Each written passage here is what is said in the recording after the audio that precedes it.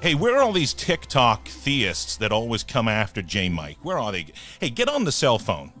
Get on your Cricket Mobile, whatever you got. Holler at J Mike. Yeah, TikTok. The atheist Jesus. Does that make me like the coolest kid in kindergarten? I would say so. Yeah. I'm cool with it.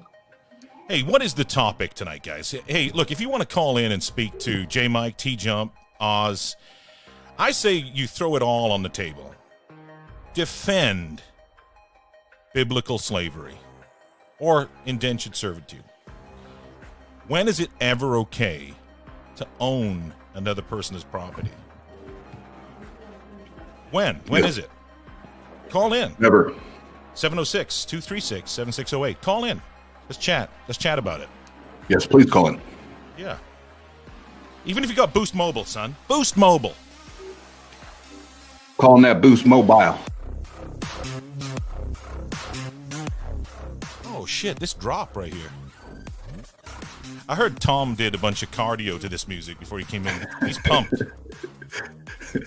All the gyms are closed in Minnesota. I have no idea what you're talking about. Oh, really? You don't do that CrossFit? Jesus did CrossFit. I do P90X. Purity X. What is that, dude? P90X with P90X. Tony right. Horton. Hey, hang on a second, Tom. Let's talk about. Hold on. Pump the brakes a second. Hold on. TJump sent me a picture the other day, guys. I'm not kidding. Of some young girl. I want to preface. She's probably about 30. So when I say young girl, young to me, but probably 30. I think he's in love. I think TJump is in love. I think TJump is in love. Is this true, TJump? Sure. Like I would totally fall in love with her if I ever met her, because I haven't ever met her, but sure. Oh, so it isn't somebody that you've met. This is a potential. Yeah. Okay. All right. Well, we're not going to talk about that. We want to talk about who's going to call in tonight, but I still am interested, though. We're going to talk about it maybe later. Oz sends me photographs of food and shit, and J Mike doesn't send me anything, so I was interested. Food porn.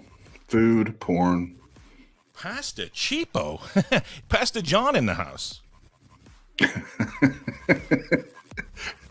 Changed his name.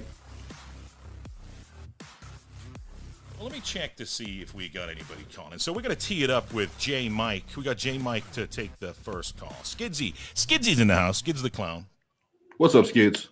What's up, Skidsy? So, guys, we're about to take the first call, and I'm going to get my buddy J Mike up on here.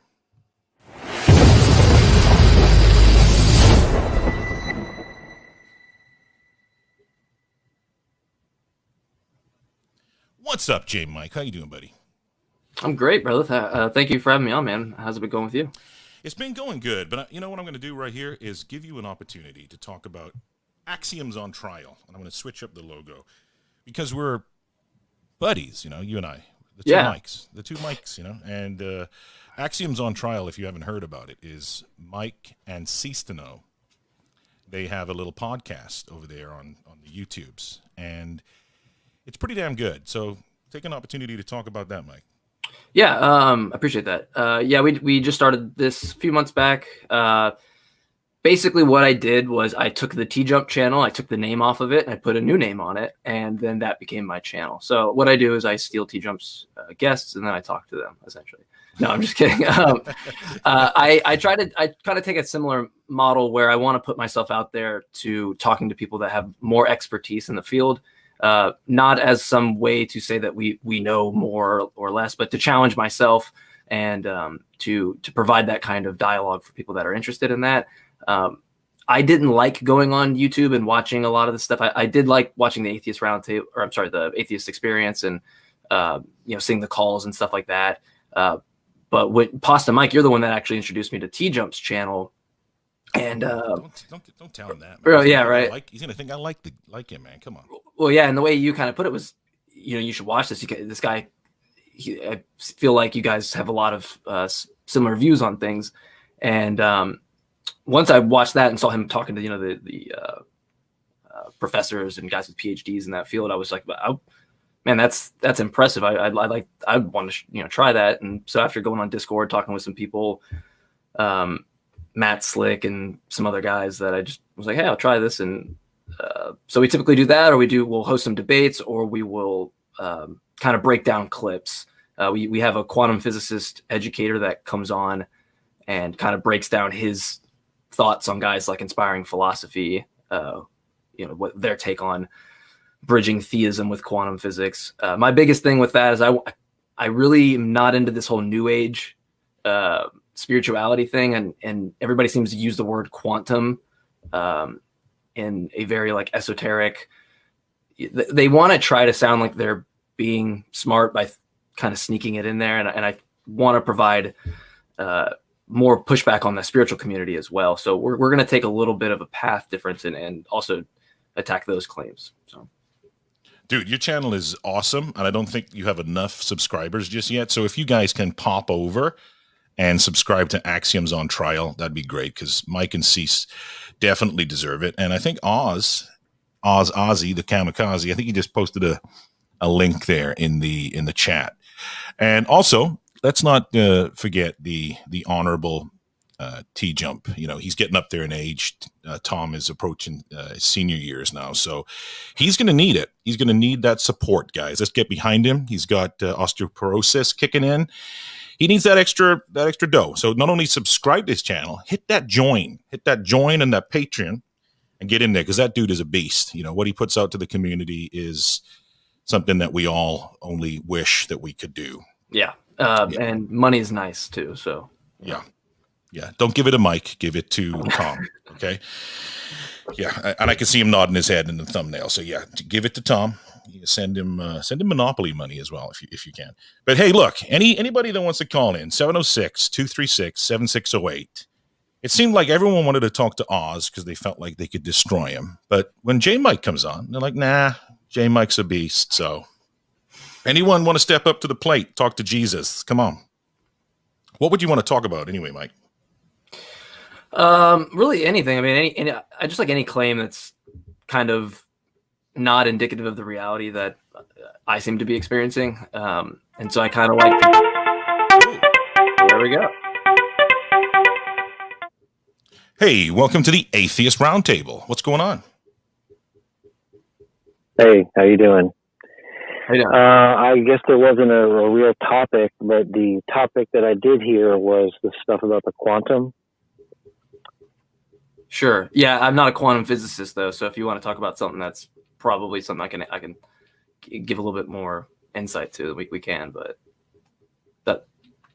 that's kind of why we have him on the show. Oh, okay. So I don't know, maybe I misunderstood you. Do you understand the subject, or you don't? No, I go to school for programming computational biology, so that's not my field. But we could talk about if you have a belief in God or if you have anything supernatural, then we could talk about that. Well, I mean, like I say, the topic that interests me was this whole quantum thing, because I think one of your other people mentioned it before, right? Aren't they into that field? That I saw on this channel. Let him ask whatever he wants to anyway, ask. the point would be, I would ask about the higher dimensions. Like we have our 3 dimensions, and we have I guess time would be something.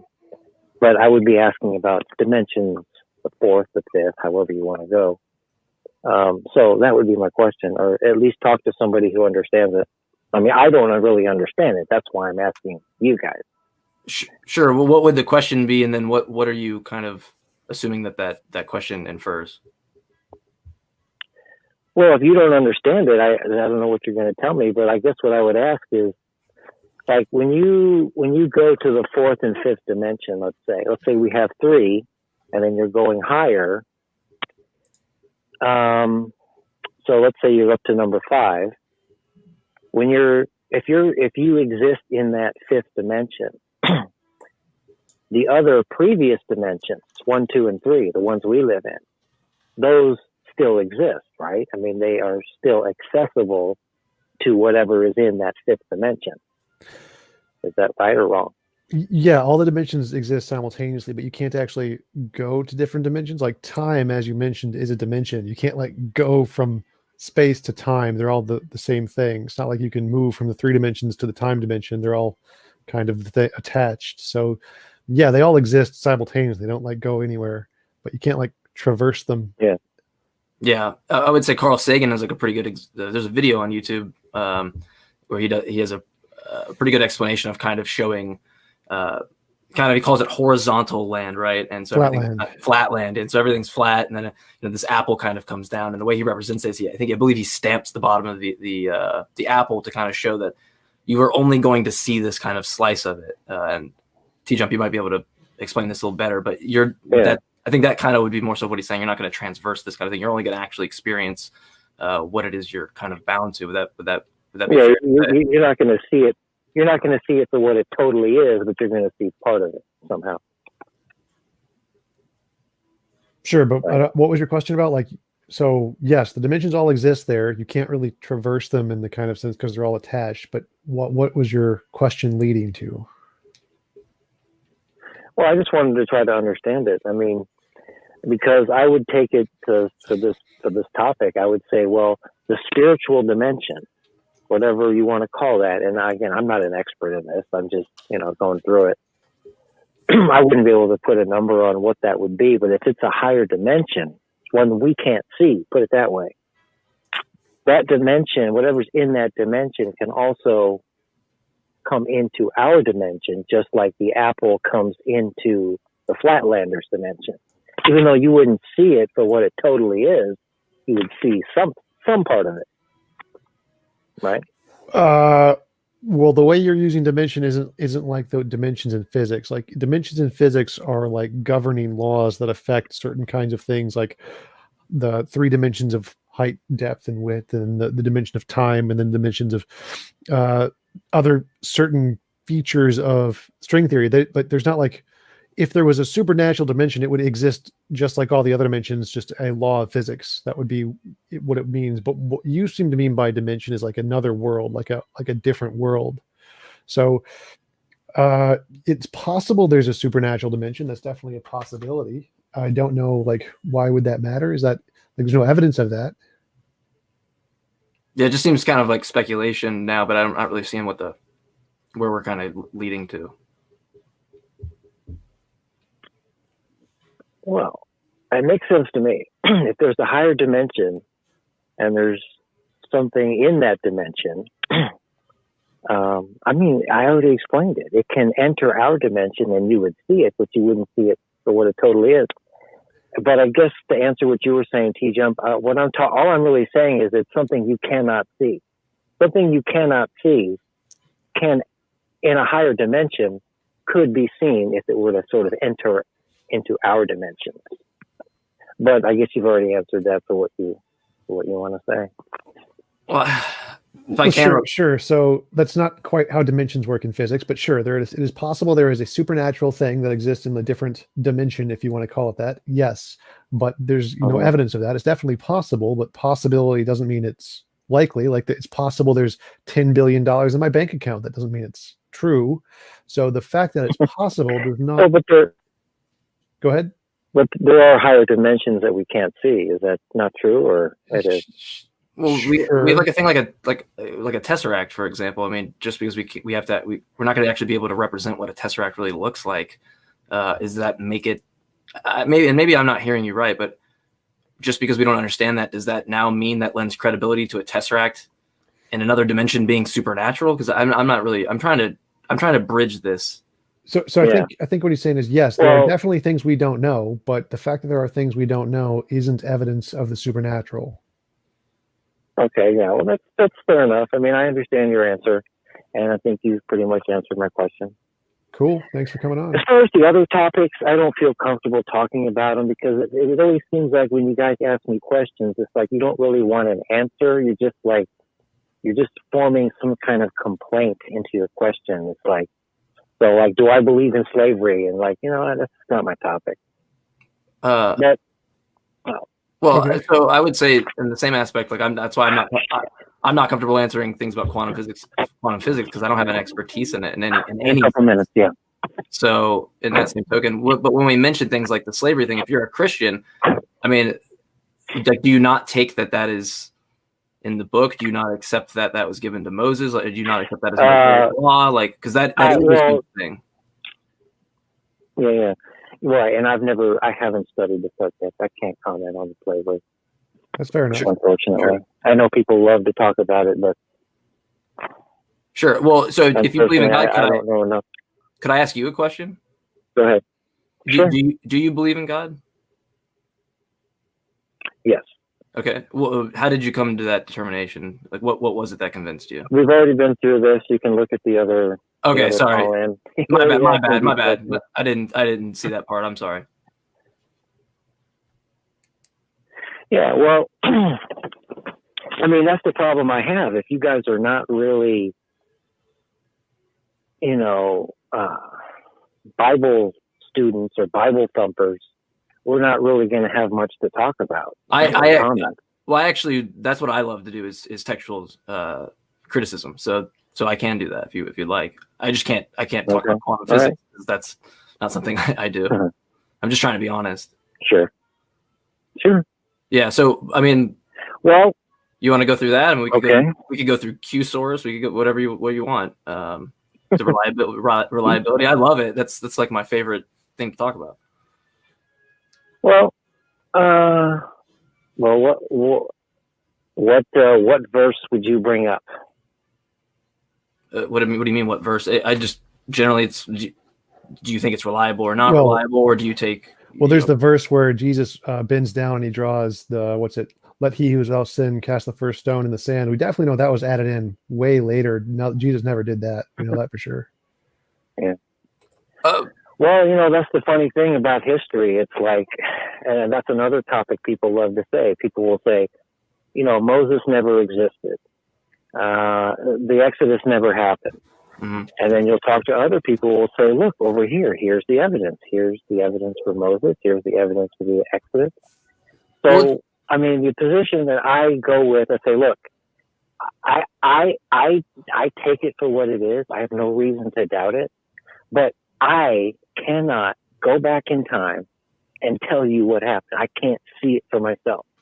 So when it comes to the history, I mean, I don't know what to say about those things. Sure. I just take the word for what it is.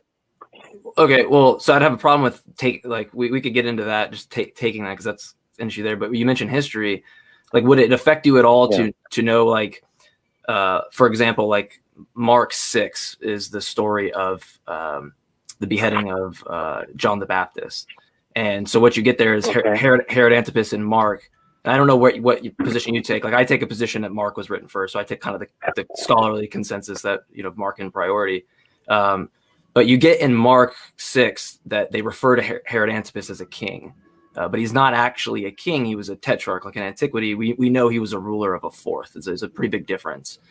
Matthew comes along, and Matthew 14, he notices this, right? And so what he ends up doing, he ends up changing it to line up with what would be more consistent. But in 14:9, if you look at the verse in 14:9, he reverts back to the king was deeply grieved. And this is just one example of what's called docile reproduction or editorial fatigue. And so we can actually look at these things and see how it was written and how it is in antiquity contradictory. And then we can even that's just one example of many, but we can get a kind of a feel for that. So if you were walked down this path of seeing how it was kind of constructed and how things were changed, would that affect the reliability of the book to you, or would you still take it on its word? Well, listen, I've seen all the videos that make these claims.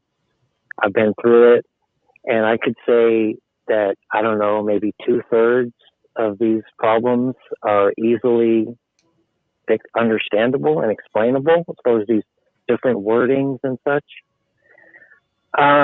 So, like, when you bring up another one, oh, well, look, Matthew changed this. Like, I'm just not buying it. You can buy it all you want. I'm not buying it. Because most of the time when I go into it and I look at it, there's an answer for it. And just because you don't see that answer, or somebody's confused about it, or maybe maybe even I can't understand what it's talking about, I'm not taking that as some invalid thing. You can, but I don't. So would you take that the majority of historians in every academic field all over the world all agree? Would that be good evidence for you? Or would you think just that a few crackpots have a different opinion? Is that good evidence against their interpretation? Well, I didn't understand what you said. You said most of the academia is going to... Yeah, like if the vast critic, majority basically. if the vast majority of all of the academics all agree that, for example, a passage was added in later, or that something along those lines, everywhere in the world, including all of the... Hey, at some point, I got to make up my mind for myself, and I don't see any reason to doubt the Bible. If I'm sure, and just back to like these claims, if I thought like you guys, if I followed these videos and I believed what you guys were saying, I would start doubting too. But fortunately, I'm able to find the truth in a lot of these things, and I'm able to find, the validity in it. So you say videos, though. I'm not getting this from video. This is like scholarly consensus. This is actually going hand in hand with what Tom is asking you. So this isn't a video. This is scholarly consensus. That's why I said like marking priority, scholarly. I even laid that down before I mentioned it. Well, I don't want to sound like I'm copping out on this, but from my point of view, formal education really isn't something I would rely on.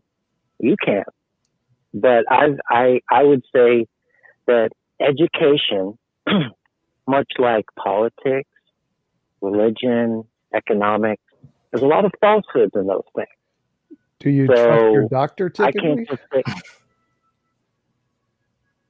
like doctors, engineers, literally any other field that doesn't go against your ideology. You trust the experts in those, don't you? Like people who build planes, people who build computers. You trust all of them, but for some reason, the experts in history, not so much. Well, I guess another part of it is, look, I'm not an academic. I haven't gone through it. Just like the history, I can't go back and look. I'm not looking through clay tablets. I can't see for myself. Sure. Like this may sound strange to you. It's kind of a weird analogy. Like, and it's just you might think this is dumb, but like you look up in the sky and you say, okay, well that's the planet Venus. But how do I really know just on my own that that's what it is? I'm not saying it isn't. I'm just saying for me to check that out for myself is a whole other step that I haven't taken. Just like I don't take those steps with education, academia, doctors. Yeah, but it sounds like I get to your point, TJump. But it sounds like you're instead. So you have an issue here where why should I? This is what the problem I find with this is that what you're saying is, how would I know if that's the case? And I think that's a very honest way to look at it. Like, how am I honestly going to know? I don't have the resources to kind of confirm this. I get that. Like that's a very valid thing to put forth. Mm-hmm. But you said earlier in the call that you take the word of this book, right?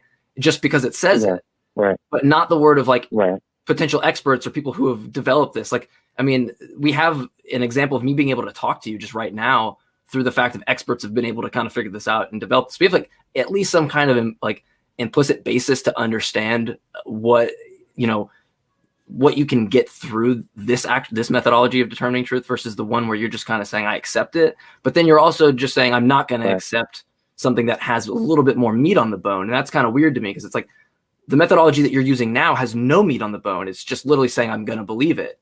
And I could rival that with pretty much anything I want, right? Well, no. There's definite reasons. I mean, you could see it through the, well, I don't know if I should use the word prophecies, but you can see things that were written in the past and how they translate into our world today. You can see, wait, like what? You may not believe it, but the people groups written about in Genesis. Could you give me a literal passage? Like could you actually give me a passage and read it to me and show me any prophecy that's actually there? Because every time someone says, there are prophecies that predict the future, when we actually read them, they're all vague and meaningless, and none of the academic consensus think they actually mean anything. So could you give me an example of an actual prophecy and read me the passage? Well, like I said, I didn't really mean to use the word prophecy. What I meant to say was the people groups in Genesis, you can see how they have tracked who they are in our world today. You may not understand the sort of spiritual way of thinking, but Can you like give me I an was saying example? before, all the deception and the lies we have in our world, it kind of really explains the world we live in when you look at the biblical story. As far as who's who and the people groups, you could look at the Israelites and who they are today. And again, education and academia really won't show you or tell you who they are, but What? the truth will. Yeah, I'm not sure Truth will what tell you. The people from Israel, I know, the I'm probably Israelites, losing you. like because we can definitely I'm like probably test. losing you. We can test their DNA and we can tell their origin based off of the echoclines of their DNA origin. So science can definitely tell you who the Israelites are. I don't know how does the Bible do that, because I don't think the Bible can. Well, I guess what I'm saying is you have the Israelites, you have God's people, right? And there's lots of other groups mentioned, in the area. the And Amalekites I that were wouldn't be slaves. prepared to mention all the names about who's in Iran and who's here and who's there, but let's just say the Israelites. When you get down to who the Israelites are, you can track them through history, in real world history, to who they are today. And that those people would be the Christian nation. I don't see how you couldn't now do you're that going with. to say, oh, well, I did some DNA tests and it didn't all check out. And so, at some point I have to go with what I feel is right, what I've looked at, what looks right to me. And I trust the word. So you guys can trust whatever you like. You said the Israelites are the Christian nation. Is that what you said? Yeah, essentially, that's true. And I know that sounds crazy to you, right? You weren't educated that way, but I've looked at it, and that's how it tracks. Because Israelite to me means a person who is like originates from Israel, the Israeli region. So I don't think being a Christian makes you an Israeli. Exactly, and you no. It's Israeli and Israelite are two different words. Okay, so what do you mean by Israelite? Do you just mean someone who worshipped God during the time of Jesus, essentially? 12 tribes, the 12 tribes of the Israelites. You can see how they've migrated and where they went, and they actually became the Christian nation. They're the ones, again, I don't want to start mentioning things. There's videos on this, but my thing is that's who they are. I'm not sure how that, I could just give you the toys kind of play with here. I don't know how that would even get you to the conclusion, because I don't know how that someone couldn't take that in a different holy book and say that that's the case for X, Y, and Z, or for any other thing. To do that. But regardless, it's like you can get details of things right. Like you would agree that we could get details of something right and the conclusion still be wrong, right? You that's possible. Like you accept that, right? Say it again. We could have detail, like the Bible could be 100% right in historical claims that it makes about just there was a city here, there was these types of trees there was it could get geographical locations correct, it could get people of certain origins right, but does that necessarily make the conclusion true? I'm not understanding your question, but how does what you're presenting how does what you're presenting make? Just because the people groups track, there are many other things that track. It explains our world. It explains past history. I know it gets into a gray or a sticky subject about the whole Adam and Eve and the creation stories, but this tracks as well. Wait, Adam and Eve tracks? How does that track? Yeah, as somebody who's studying computational biology, that's the last thing I would feel like you would want to bring up. No, I'm not trying to be. I'm not trying to, because it's just it's demonstrably wrong. It's just not true. It's demonstrably wrong because why? Because we didn't spawn here like a video game. We know that. It's just not how it happened.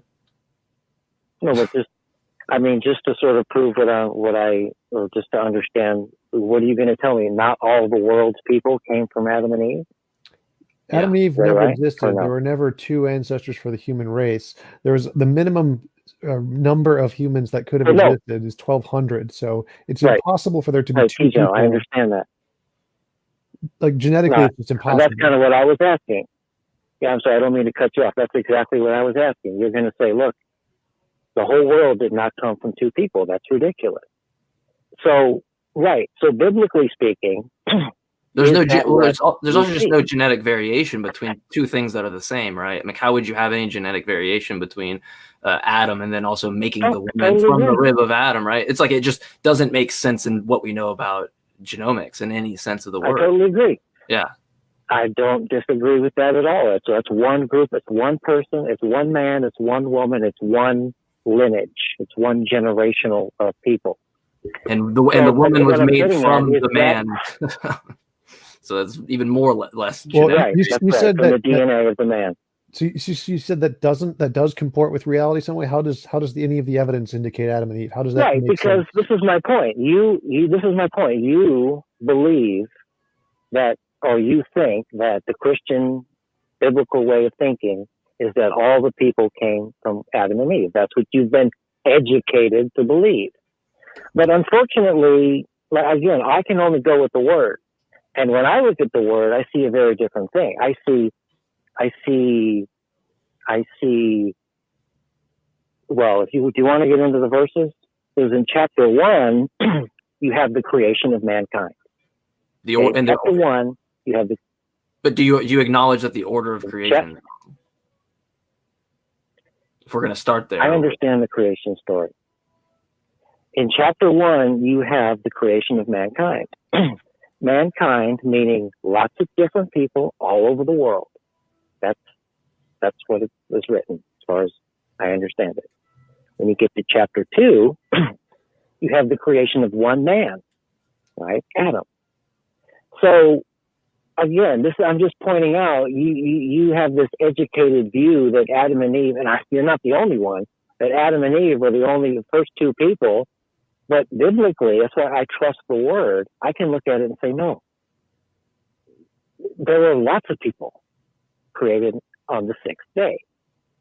Biblically, that tracks. So you can see the deception that we're living in. Well, it works if you apply circular reasoning. Of course, it works. I mean, you're just saying it's true because it's so here. So there's lots of people that are created. No, you just said no. Hang on, I got to interrupt. You just said that the whole human race cannot come from two people, and I'm saying you're right. Yep. Because there were lots of people, lots of different people created. So I don't think I fudged your answer in any way. Yeah, no. It's not. That's not. But you said lots of people were created. So does that mean that all of them were deceived by the snake and ate from the magical tree, or did God just punish all of them for Adam and Eve's mistake? Or that was just Adam and that was just no. That was just Adam and Eve. Okay. Now the purpose of Adam and Eve, again with the lineage of people, the purpose of Adam and Eve is to be that generational descent, that bloodline to Mary, to Christ. Okay, so what did everybody else do wrong? Why were they cast out of heaven? What was their sin? Well, now when you get into this whole the fall of mankind and this and that, I mean, I wouldn't be 100% prepared to talk about it. I don't think it's quite how we've been taught to believe. Well, then, but hold on. Let me cut you off. No. As far as Adam and Eve eating, what you would say, eating an apple from a tree, and somehow the whole world is now condemned to hell. That's just not how it is. But I wouldn't be prepared to go through the verses now and sort of explain because I don't totally understand it. But that story is not quite accurate as far as I'm concerned. Okay, can I say one real fast thing? Is if you're saying you can't understand it, but you accept the word in the book, like I don't understand. You're basically just admitting that your mechanism for this is, and I'm not trying to be offensive, but it just sounds sloppy. It sounds like well, let me answer. Just like the slavery thing. Look at that book. That's a big book. There's a lot in there. Yep. I can't answer every question. There's a lot of topics. There's a lot of things. I haven't looked into the slavery thing. Mm-hmm. So this idea of the fall of mankind, I don't quite see that biblically. I know others do, and there are verses that kind of maybe point that way. So I wouldn't be prepared to give you a solid answer on that, but I don't think that's quite how it works. Yeah, I because we could keep doing this where we kind of talk about random things at once, but I think like what's been highlighted for me is what you're kind of utilizing as your method for determining truth. It's like I'm really trying to understand why you're letting kind of all the critique you have about maybe science or other explanations, you kind of let that pass with the book. And you can just say, well, I don't understand it that much. They're that well, right? And so that's like I kind of am confused why it seems like you can do that for that book, but not even just for not every other potential holy book, but also for science or any other type of methodology. It's like your criticisms are also part of your methodology. Well, J. Mike, hey, on that note, Well, we appreciate and sir, I actually didn't get your name, and you're fine to keep it anonymous. I just wanted to thank you, by the way, for your time in chatting with these two knuckleheads, these terrible atheist heathens. But I want to move it on, if you don't mind. Is that okay with you? Can I get your permission? yeah, sure. It's your show. I mean, thanks for your time. Wait a minute, hold on. It's my show. Oh. You're the You know what? You're the chef, Austin. I'm not used to that direct approach. It is my show. Thank you so much. Hey, and call back again. Maybe we can talk about pastries, like English pastries. What are they, Tom? Tarts. There you go. Anyway, guys, what a great call. That was a cool dude. I don't know his name. He didn't want to give it, and he talked for quite a while. You guys kept him on the line. Tom, what have you got to say about that call? I love the idea that there was lots of people and Adam and Eve ate the fruit and God was just like, you know what? All of you guys can just suck it. And then that sounds perfectly consistent with the Old Testament God to me. I think it makes perfect sense. Yeah, the more we went through the random kind of hopscotch game of picking random things in the Bible, it seemed like the main thing there is just point out the methodology, because his criticisms towards why he didn't accept potential other explanations seem to be nested within his methodology as well, which is just kind of strange to me. Did you get that vibe at all, or?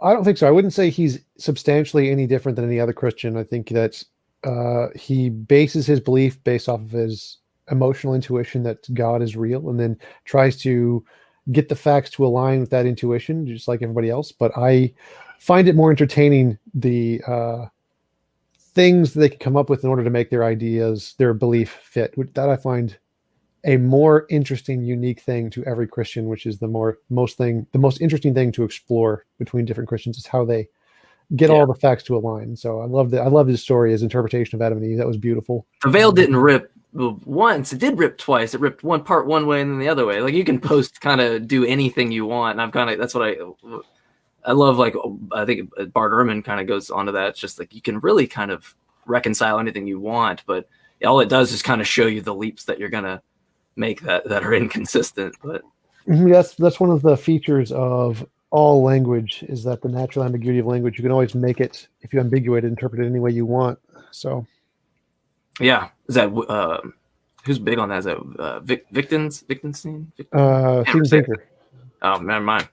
Oh yeah, How the Mind. I actually just picked up How the Mind Works. It's a good book. But yeah, so we got any more calls, or? Oh, you got the strobe lights, disco lights going on there. Me? What? I saw some lights going on in the background. I'm playing a video game while chatting, so it's got flashy things. Man, I can't. You've got a good multitasking. I can't walk and chew gum at the same time. We got the Ozzy in the house.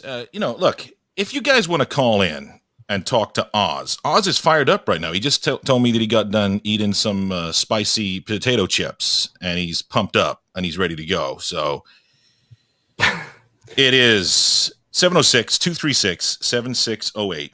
Take your pick. Who you want to talk to? Roll the dice. Eeny, meeny, miny, mo. So about those spicy potato chips. Yeah. Oz, tell him about those spicy potato chips. Oh man, it's one of those things where that shit's hot. That shit's hot. So goddamn hot. That shit hot. No, for real. That's I love spicy food. I've done like a lot of hot wing challenges. Those motherfuckers were like punch you in the fucking face hot. Oh my god. Yeah, I saw your chip challenge. That was I felt for you. Bro, and I felt that shit for like 2 days.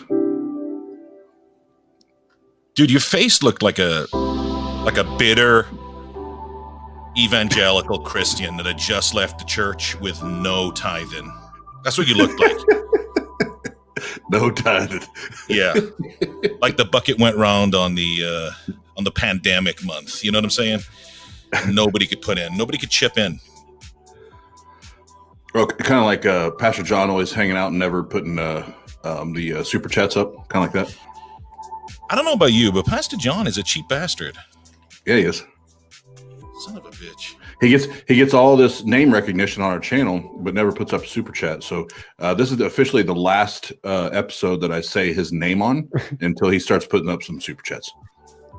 Pastor John, reach into your goddamn pocket, bro. Quit talking in tongues. I know he takes money out of the offering bucket. I don't know why he's fronting. He do be fronting though.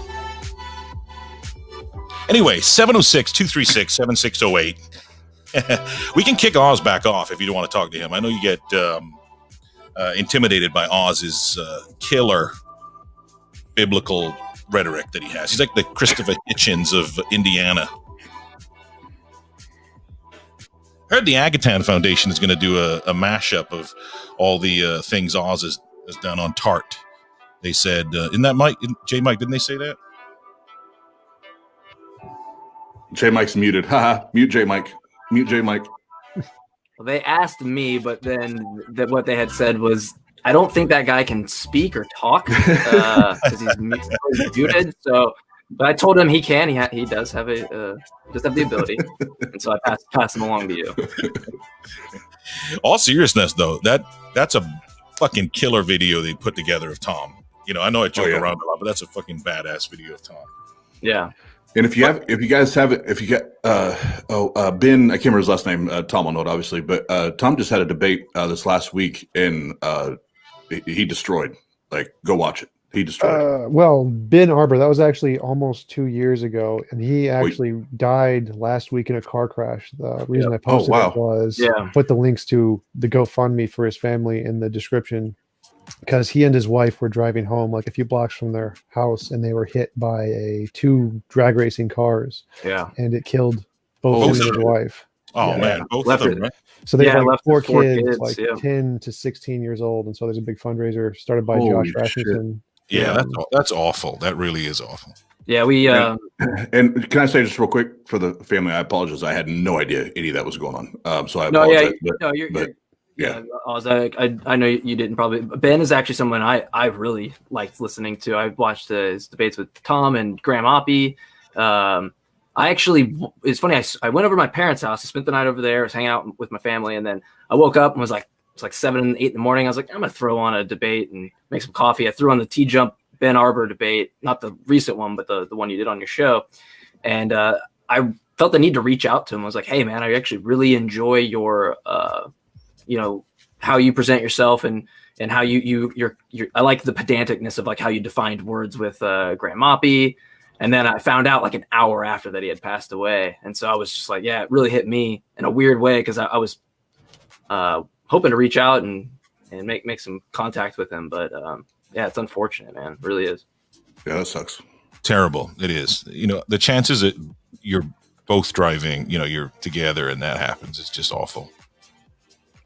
Yeah. And TJump just said it, the page to go and help the family is on TJump's YouTube. So let's all obviously go do what we can there. That's terrible. Absolutely. Yeah. And if you're going to catch this video post stream, if you're one of the diehard Tartians that comes in and watches these videos after they post from live, Oz neatly posts in the description some cool text. He's going to list all TJump's information and J Mike with the axioms. Just click on those links and this information will be in there. Yeah. Indeed. Whether you're secular, religious, spiritual, folks that pass away in those circumstances, it's just a absolute fucking terrible situation regardless, Yeah. Absolutely. Yeah, and they had a bunch of problems on that street. Apparently, there's like a lot of street racing that happens on that street, so it's like been a problem. I think it's someone else had lost their life on that road, or that almost did, or something like that. So it's something there that they need to really kind of make sure they're maintaining, because if that's happening multiple times, that's probably a reason for concern. Shout out to Otangelo Grasso in the chat, the most least dogmatic guy I know, and Chase and Sparty, Dr. Spartan Theology, Titan Uranus, tighten it up. We got Cat the Humanist. What up, Cat? And who else we got? We got God equals the square root of 1. Oh, god damn it. Atheist Chico, man. Quit super chatting all the goddamn time, man. Theoretically, Skids the Clown again, my buddy. He was right, though. He jinxed us. He's like, are you guys going to be taking calls? Like last night, we had like 20 missed calls. Tonight, nobody wants to call. They see the potential. They're like, nope, TJump's on. J Mike, nah, I'm good. Yeah, it's okay. Think I'm gonna play Xbox, Minecraft. Good, yeah. I got some old Cheetos. There's some Cheetos in the cupboard. Nah, I'm good. Let's get Hamza on here. That'd be great. Yeah. I would love that. Or Jay Dyer, if you're watching, please come on. I bought a book for you. It's called I'll show you if you get on. But So Pasta, here's the plan: is just take everybody off, and just you and I like last night. And then the calls will pour in, then take me off and put those two guys on. Yeah. It's fun, because Just Jeff, right, the atheist troll, he's a beast at taking calls, and he's got a unique style, right? And there's folks now developing a relationship, and they're like, they're just building up the courage to call in and chat with Jeff. And he's got this hybrid of, he's nice to talk to, but he's also quite the troll. But they're just getting the courage to call in to folks like Jeff, and then they see TJump and J Mike, and they're just, I can't do it. I can't dial. I can't dial. I don't think anybody knows who I am, but the TJump part is right. But yeah, I appreciate it. It makes me feel good. It's kind of like how when I take TJump's guests and they're like, they have PhDs, it just makes me feel like I'm smart, but I'm really not, so it's kind of that same by association, right? J Mike hasn't obviously been to Atheist Grinder, where I've posted his picture all over the fucking place. Repeatedly.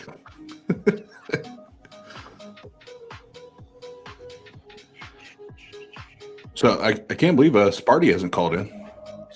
Yeah, come on, Sparty. We don't demand you send us copies of your credentials or anything. We trust that you're a PhD. Dr. Spartan Theology.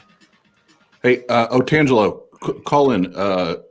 TJump, J Mike, and I'll probably back out. But TJump and J Mike will not overtalk you. You guys can have a great conversation. Call in. Ooh, OT? That would be me. Yeah. That'd probably be me be the bad one at that. So I'll just mute my mic. Otangelo also just recently had an interesting debate where he got his ass kicked by Leo Phillis. Like that was a really, really good thing. You should go watch that. Otangelo, 706-236-7608. Push 1 and drop your social security number in there, your address, your Visa card, and we'll chat with you, man. Yep, absolutely. And Titan Uranus, thank you for directing Otangelo to call in. We appreciate that. I love how Ethan was just like I'm scared. I'm not calling. He's like, yeah, I'm just gonna take a bow on this one.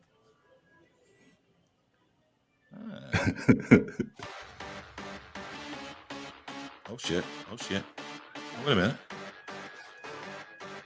I'll try to summon Darth Dawkins with like my New Age 5D consciousness thing. So.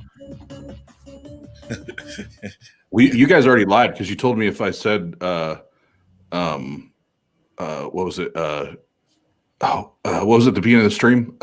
He says all the time, "Gip Golish" or gobbledygook. You don't understand. Let me interrogate you, sir. I need to interrogate you. Who's speaking? Don't you dare ask me. Don't you? How dare you? I don't know who's speaking. You don't even know what I'm talking about. That's not what I asked. Who's speaking? That is not what I asked, sir. Sit down when I talk to you. Did you really make a soundboard? Dude, you have to conduct yourself like an adult. I'm going to move on. You stop it. Okay. You stop it. No. Okay. Who is speaking to me? It's Is it Austin? Is it railing my conversation with Cease? Okay. Darth. No, we're not. Darth. We're not. Darth. Doing that. Darth, this is one of our co-hosts. This isn't just Okay, all right, gentlemen. I told you. If you bring him in here again, and I'll leave. Okay, if that's what you want me to leave, that's fine. I'll leave. Oh, that's Sir, what he brought in, I Jack. could give 2 flying gods to you. You're wasting my time. Okay? I don't care. Are you going to let me speak? Oh, Pasta. I've been silent most of the time while he's talking. You don't understand what we're talking about. You should get a J. You should make So, a J. Dyer one. and have them Let me interrogate you, sir. I need to interrogate you. Who's speaking? Don't you dare ask me. Don't you? How dare you? I don't know who's You speaking. don't even know. That's still my favorite part. How dare you? How dare you? He didn't want to talk about absolute certainty that day, but anyway. Sit down. Where these callers at? Y'all scared? Yeah, Y'all see TJump and Jesus, the reincarnation of Jesus on screen. You get scared. I don't know. What the hell's going on? You don't have that number on airplane mode, do you? Possibly. I'm telling you, they see TJump, and even Pastor John. Normally, Pastor John would have called in by now. You know. Well, he even said in the chat, he was like, "Oh, I saw TJump. No, I ain't fucking with that shit." Yeah, TJump. I started talking to TJump. That faith shit don't matter no more. No, they know. Let's get Chase on here. Faith is bullshit. Call. Yeah, Chase is a good. I can't talk, negative about Chase. Chase is one of my favorite guys, man. Little Chase, my man. Chase is my man. Oh, and Chase, I will send you that. They're not just books, but I'll send you the information. J Mike, your TikTok's blowing up, by the way. Just want to throw that out there. 10K. When is TJump going to come on TikTok? I don't know, but I think he'll get on it and he'll see like one apologetic and go, "Yeah, this is too low hanging of fruit. I'm going to do something else." I only blew up on there because I made a video pretending to be a TikTok developer and how I developed code that basically blocks your third eye or your pineal gland from accepting 5D consciousness. And so I woke up the next morning and I had 30,000 views on the video and 3,000 followers. And this is documented, by the way. It's a 5D developer. You just look up on TikTok. And then I did a face reveal because I started thinking halfway through it, like there's probably people with some real mental disorders. And I'm probably like going to affect at least one person. And I don't want that to be the case. So I was like, I'm just going to kind of expose it now instead of taking it to its extreme. And so I did a face reveal. And then on my actual page, I did a clickbaity video basically saying like, here's how I tricked thousands of people in 15 hours. That got over like 100,000 views on it. And then half the comments are, how do we know you're not lying about this? And I'm like, how? And I'm sitting there like so mad in my room, and I shouldn't get this mad, but I probably have lost 10 years of my life just going, how hard is it for you to like look at the screen and then use your finger to tap on the thing that I tagged on the video? Or in the video, there's a green screen with the fucking name behind me. You can just type it in. And it's just like, I think there's even a worse problem for people that can't even take simple directions. And there are people that are gullible. It's just like a whole other problem. But so I think that's the reason why it blew up was for that reason. This is how you act and argue like a 15-year-old child when you're a 20-year-old young man. Do you know why I'm angry? Over talk me again and you'll be done in here. You won't ever talk in here again. Do you want to talk in here again? You want to laugh like a little Girl Scout? Now, I'm trying to explain something that you know nothing about. Is this how you act and argue like a 15-year-old child? That's what you got to deal with when you talk to I think he's 60. Is he 60 years old? Is he like 60? Something like that. He kicked me out of Discord 2 nights ago because I told he was going through his line of his questions, and I was like, Darth, we've talked a lot. I was like, you're about to ask me if it's concrete one or a concrete many, and I answered it. I was like, concrete many, and then he goes into the question, and I go, dude, everybody in the room, did I not just say that was the question? We went for 30 minutes into this inevitable question. We could have just started right here where we had started last time. And then he goes, all right, that's it. Bye-bye. Clean up on aisle, whatever. And I was just like, okay. And then I was just like, I'm not even mad. I'm just like, that was actually enjoyable. So clean up on aisle 9. So I'm banned from his newest Discord now. So Man. So he didn't even mute me. He just straight banned me from it. So he didn't last yeah. 2 minutes, huh? Yeah, Pasta, you sent me that link earlier, like, hey, Darth's Discord, and I'm like, yeah, I'm already blacklisted from there.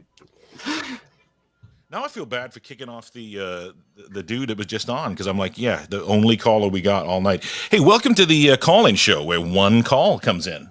What's your competition like? Yeah, the Atheist Experience, Talk Heathen.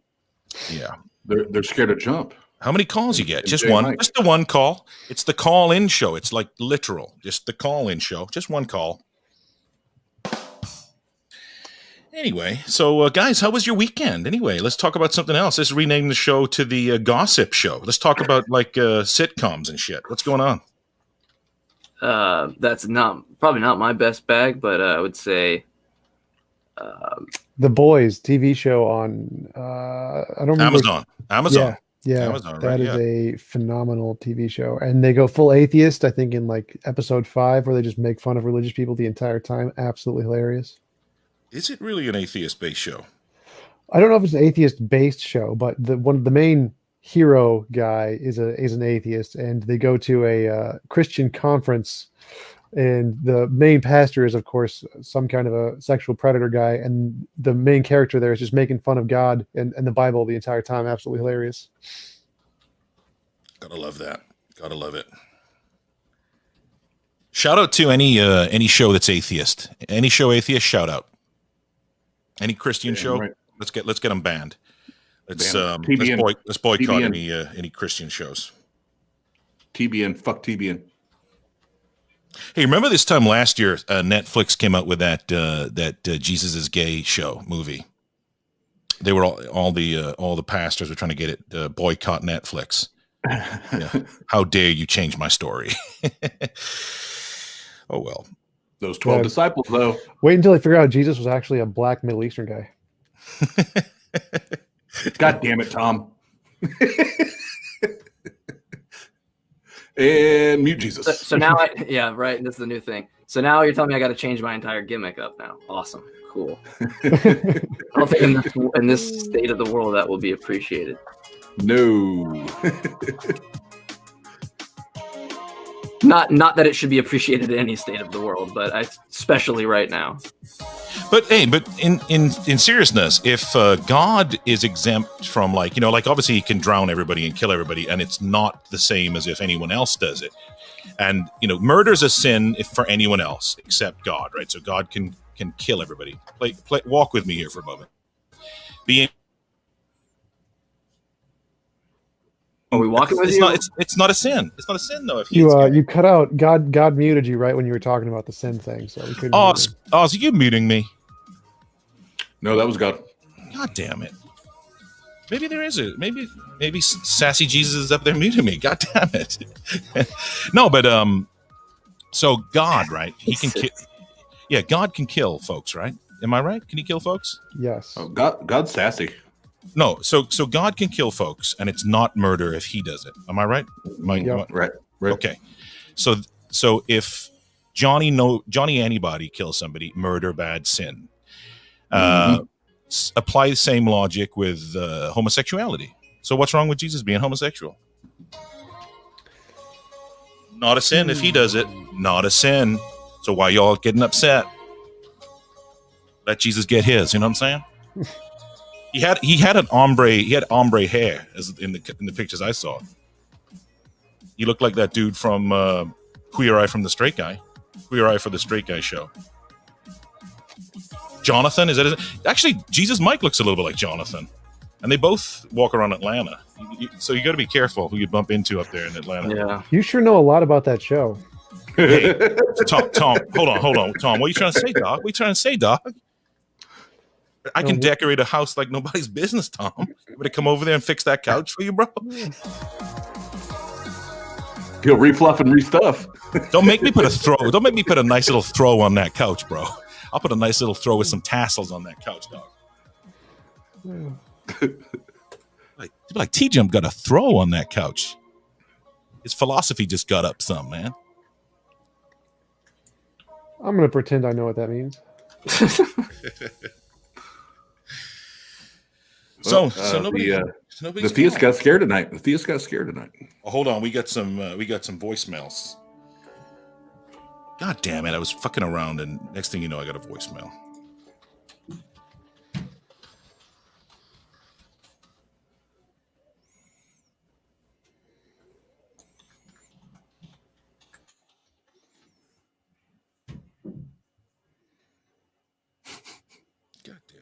God damn it, Tom. If this is Tom's mother, I'm done. Hello? Wow, my mom has such a pretty voice. Hey, is this Tom Jump's mom? Hey, Mrs. Jump. Yeah? Oh, hey, Mrs. Jump. Hey, Tom's couch, is it real or is it a green screen? We've been wondering for a while, so help us out here. Because there's no grease mark. He's got short hair. I know he sweats, and there's no grease mark on the back of his couch. So what's going on? Yeah, I'm pretty sure it's just a couch in the middle of a street. The background is green screen. The couch is real. Is this Pastor John? I'm done. Pastor God. Yeah, the couch is real, but the background, the wall, is actually a green screen. Tom Jump is actually homeless. We try to send him money for Thanksgiving. I appreciate it. My PayPal is in the description. I'm just calling in to try to save this episode. And I'm on my way home from work, so what do you want to? How about this? I don't have a topic. What do y'all want to talk about in this? Here. I will say this. You can record this. You can put it on live. Tom Jump is out of my depth, 100%. I am completely okay. I am a theist. I am a pastor. I am a Christian, and I am admitting it. Where's Oz? Where's Oz on the scale? I have no. Say what? Where is Oz on the depth scale? Like 2 below you, 2 above you. Where do you put Oz? Where do I put Oz? Let's talk about J Mike. So Jay, I'm just playing. So here, I actually think, in regards to atheism, okay, if we're just looking at this from a scale, I've been a Christian my entire life. I've been in apologetics for a little over a year, where I've actually been really, really digging into this stuff. And so if you were to talk to me about a year ago, I wouldn't have known anything that I know today in regards to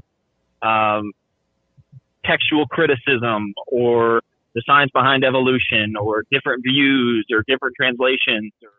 Hang on a second. I just had to mute John. Hey, J Mike's got to pop out. I just wanted to thank J Mike for his time here. Pastor John will be right back after the small messages. But J Mike, thank you, brother. And thank you guys. Popping in, man. Yeah, thank you. I'm sitting in the backstage, like blowing him up, like I gotta go, and I really feel bad about it. I have to give one of my friends a ride somewhere, and I do apologize. But he, doesn't, have a car, and I do, so I gotta fill in my duties for friends. But anyway, guys, thank you so much, and it's good being. Hopefully, I can come back on and do more. And you got one more caller than my show would get. I'll tell you that. So we'd be sitting there for 4 hours, never getting a call. So don't feel bad in that regard. See you. All right, see you guys. Peace. Love you. Thanks, Mike.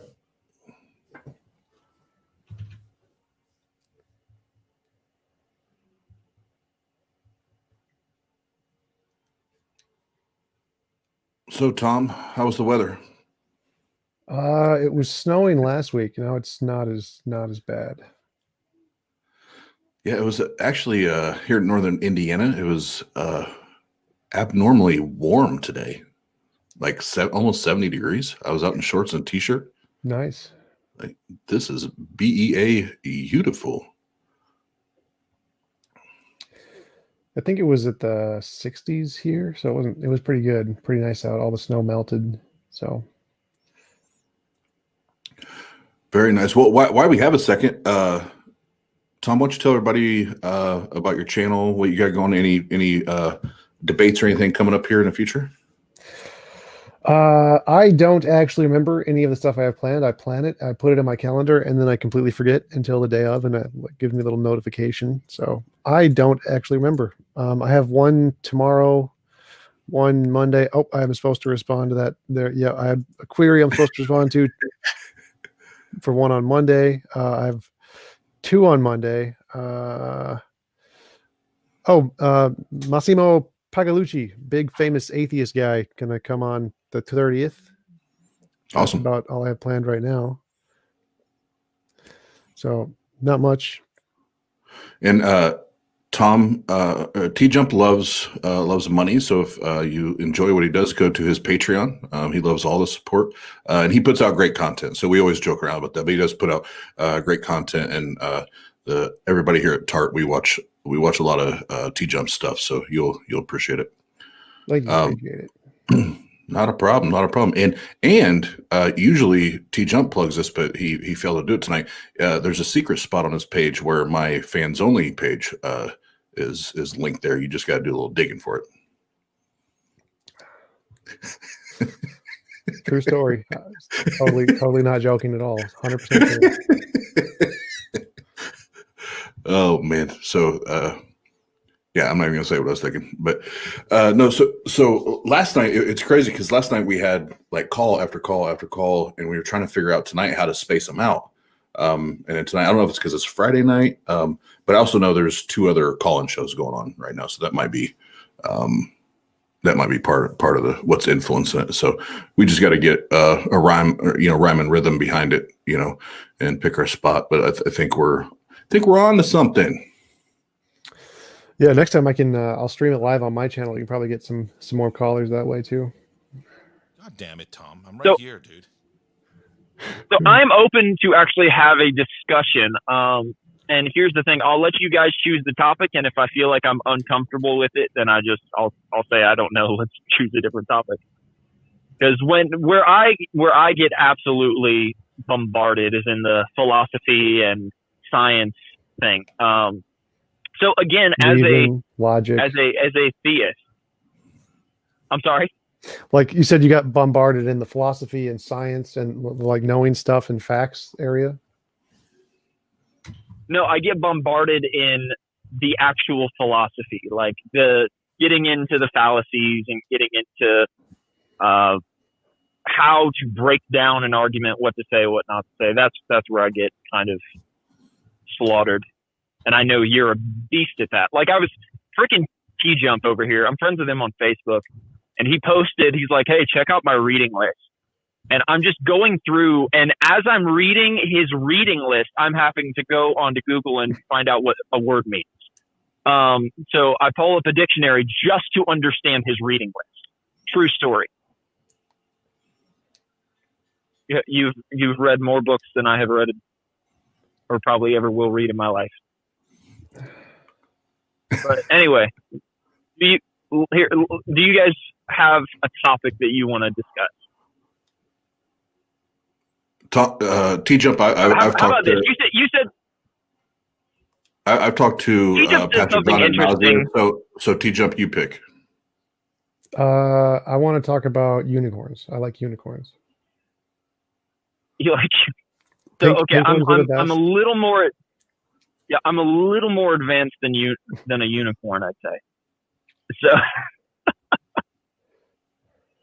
now, are you going the invisible pink unicorn? That argument? No, I wasn't. I was just literally the first thing that came into my head was unicorns. That's. There was no plan behind it whatsoever. Okay, so how about this? I'll go ahead and I'll say something that I disagreed with on your previous conversation. So I understand where the last guest got his idea about Genesis and about Genesis 1 versus Genesis 2. on multiple people. I understand the view. I don't necessarily. I think I'm intellectually honest enough to say where there are certain things that I'll say, yeah, I believe this is definitely the case, or for sure, or whatever. But there are many areas where I'll say I'm completely okay with being wrong about this. So where his idea was coming from, I understand. There was something you mentioned having to do with something added to Scripture. And you said something that I don't agree with, TJump. You said, we know it didn't happen.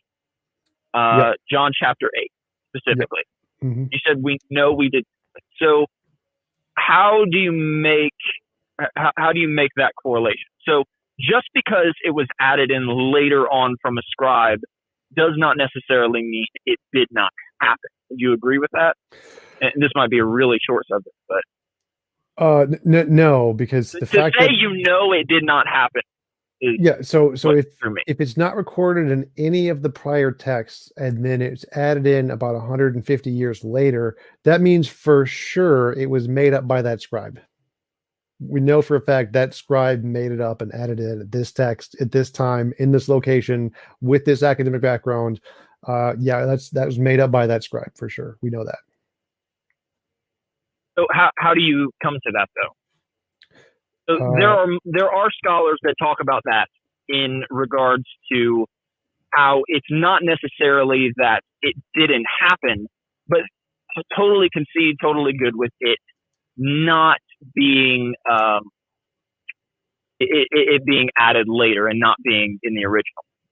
Totally okay with that. But there are multiple scholars and historians that are talking about that when a scribe would add something like this, that it wasn't just Christian interpolation, but it was usually backed by some sort of truth. Maybe not exactly, but definitely that it is possible that this is something that happened, even though it wasn't in earlier renditions. Yeah, I've never heard that from any historians or scholars that somehow it's based in truth. It's usually based in the monastic priests who wrote this, that this doesn't make sense. We're going to try and make it make sense with Jesus, and that's usually the reason they added stuff later. There's no actual historical reason they added it. It's all made up because they had less access to history than we do. So they never had any justification for the stuff they added in, other than the fact that you know what, I think this doesn't make sense. We're going to change some stuff. That's their justification. Oh, sorry, I just missed my turn. I was listening to you. So again, how do you get to that that fact, so to say, though?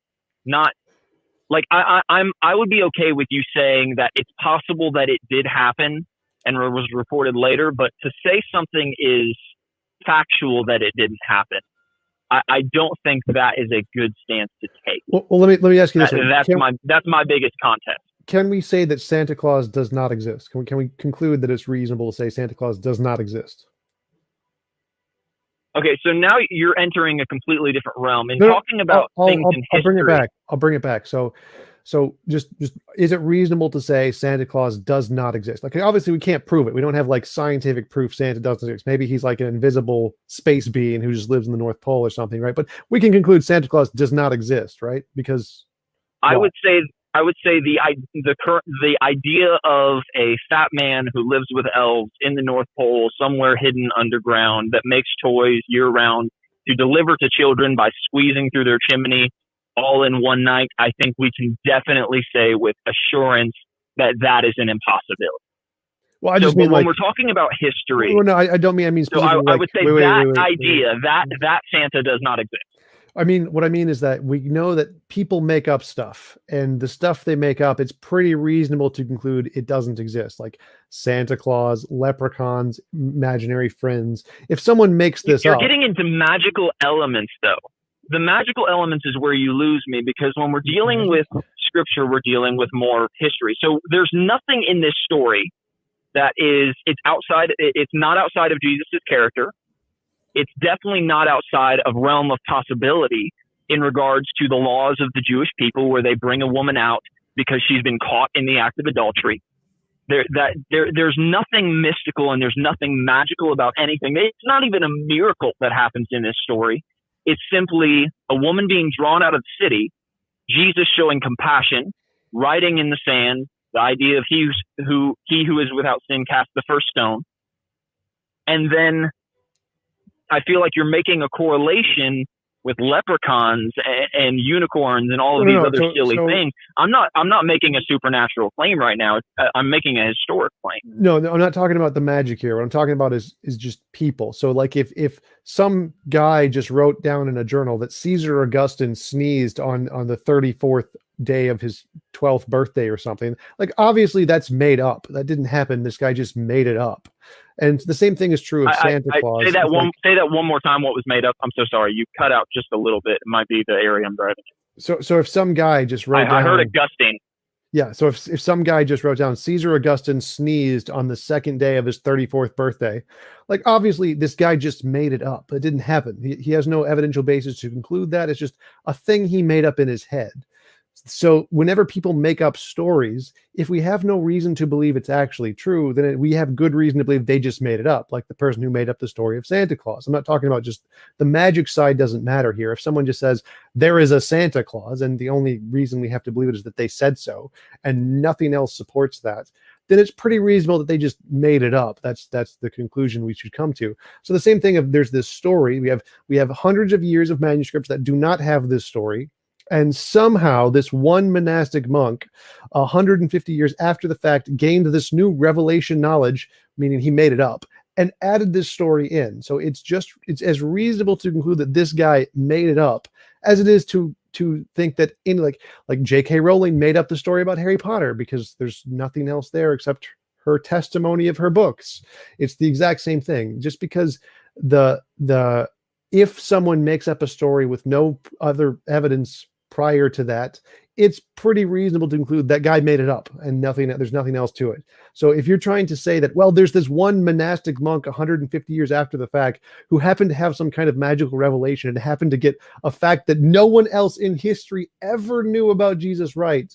Like, no, that's not reasonable. That's like about as reasonable as saying Santa Claus actually exists.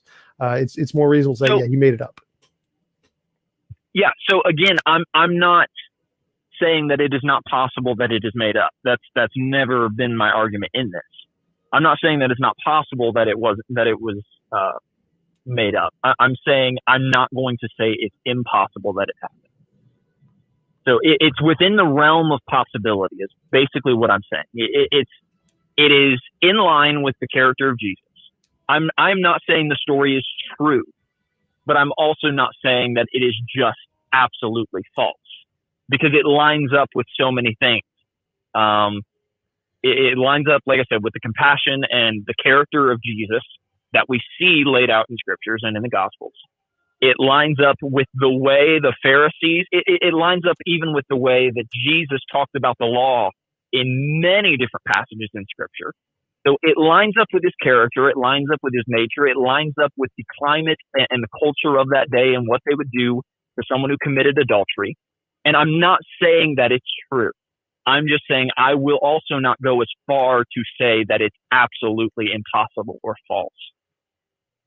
So again, if you're saying there's a monk, that's my biggest contention. So again, if you're saying that there's a monk who lived 150 years after the fact and somehow gained new knowledge of Jesus that no one else had, this monk in the middle of the Bronze Age somehow gained new knowledge that no one else had at the time and no one else has today with all of our technology, and this is possibly true, it's like saying, well, it's possible there's a Santa Claus. That's essentially the same thing. Like, it's possible there's a Santa Claus. Like, it's not logically impossible, sure, but it's pretty reasonable to say, yeah, they're just making sure. I would say it's logically impossible for there to be a Santa Claus. That's where we differ. This is not logically impossible. I don't think you know what logically impossible for there to be a Santa Claus. So logically impossible means there's a self-contradiction, like a round square. So that's, if it doesn't have that, it can't be logically impossible. And there's no self-contradiction within with Santa. Okay, I would agree there's no contradiction, but within the idea of, like I said, applying magical elements to a historical reference, that's where we're talking about nothing Jesus. to do with the we're magic. talking about a man. So do you believe Jesus actually lived, first off? Yes, Jesus definitely was a human. Okay. Thank God. So I was certain you would, but I like to ask that rather than assume. So we're dealing with Jesus who actually lived. We're dealing with a time in history. When you go to Santa Claus, now you're dealing with complete fiction, fabrication. No, remember, this has nothing to do with Complete Santa nonfiction, Claus. I'm sorry. This is to do with every story every human being has ever made. This has nothing to do specifically with the magic. The magic does not matter to the story. If someone makes something up and there's no prior evidence to it, it is completely justified. And the only thing you should be able to say is that person made something up. That is the only reasonable conclusion. Saying, oh, but they could be true, is like saying, oh, but Santa Claus could exist. Like, the magic part doesn't matter. The problem is if you're trying to say it's possible that this person made something up with new divine revelation knowledge that no one else has and no one has today, and it's possible it's true. It's like saying, well, maybe it's possible your Uncle Billy was abducted by aliens, or maybe it's possible that some ant did actually win the lottery but just lost the ticket and it blew away with the wind, or maybe it's possible that I could have become a rock star. I just decided to do something else otherwise. All of those stories people make up, it's possible they're true, but it's as reasonable to believe as it is reasonable to believe that like Santa Claus existed. The problem isn't the magic here. It's people make shit up all the time, and it's not reasonable to believe them. The only reasonable thing is to say they're just making shit up. Yeah, and I would say, like I said, that's where our disconnect ultimately is I would say there's not good evidence to believe that this is true. But I don't go as far to say it's false, because that's just, let me ask you this. Is it possible that there are manuscripts that scribe had that we do not have access today? No, that were possible. Just as old as some of the manuscripts. So so why would you say that's not possible? Because with the accumulation of manuscripts that we have dealing with the Gospels and the New Testament. Because he worked in a monastery. Culmination that we have. Because he worked in a monastery with 100 other monks who all had access to the exact same manuscripts, and only this guy somehow decided to put this in. Now this is a question. This isn't a contention. Do you actually have the name of the guy, or the that I want to know who wrote it in the way it sounds like you know who wrote it in a way of. Well, no, we don't know the name time, of the guy, era, place. They didn't write their names in the manuscripts they wrote, but we do know the location. So you could look up the location of the era and the specific monasteries that were copying this at the time period. What is the location? And that's you'd have to look at the paper. Do you know that off the top of your head? That way I can just have it for reference. You could just Google the passage and they have all the history to it. But I don't have it off the top of my head. No. Okay, I'll look at that later. Because that's something I have not directly studied. I definitely know that it was added later from a scribe, but I would say that all of the elements are consistent within the narrative to where it is still possible. I would not say it is plausible or true. That's, I think, where we disagree. But yeah, I think that's like claiming Santa Claus. I completely disagree, because Santa Claus is actually possible. I feel like you need to give. I feel like you need to give a better example. I feel like your analogy is flawed, because when we talk Santa Claus, we're immediately going into magical elements rather than history. That's the problem. Is that there's no magic here at all. There could just be a really hyper technologically powerful alien who lives in the North Pole. There's no magic there at all. It doesn't matter. There is no logical contradiction in Santa Claus. It's not an impossibility that Santa exists. It's just somebody made up a story and we have no reason to believe it. It is possible there was a guy named Santa Claus that did do all the things, like the have enough technology to put presents in every chimney or whatever. That is possible. There's no logical contradiction there. It's just a story a guy made up. The reason we can say it's false is because it's a story. We have history to know a guy made this up. If we have history to know a guy made this up at this point in time based off of just his imagination, we can therefore conclude it's false. So we know that this story was added in by some monastery monk. It's a story he made up. It's false for the exact same reason we know Santa is false. It has nothing to do with the quality of Santa. Santa is irrelevant to the analogy. It's just we have the history of how this came to be, how this story came to be, and it's a guy made it up in a monastery. So any story which we know a guy made it up at some written document, we know it's false. We know a guy made it up. That's kind of the point. It doesn't matter what we're talking about, whether it's Santa or an added text in the Bible. if we know the history of it, we can know it was made up at this point at this time in this location. This is where it was made up. So it was definitely made up. So yeah, like I said, the moment you say Santa, this is where I go. I immediately think magical element. I feel like a better example or a better analogy would be like the one you gave with Augustine. Okay, he sneezed on this day. That's within the realm of possibility. But when you say Santa Claus, I immediately think that you're going to magical elements because that's that comparison. That's what I'm programmed. That's what we're wired to think when we think of Santa Claus. Now, if you were to say like Kris Kringle did something, or because I'm pretty sure that there was actually a person who developed this legend. So that's the only contention I have with that. Right. I think you're just missing the point. Y'all, I actually just pulled up. No, I understand the point of the analogy. I feel like you could have a better analogy.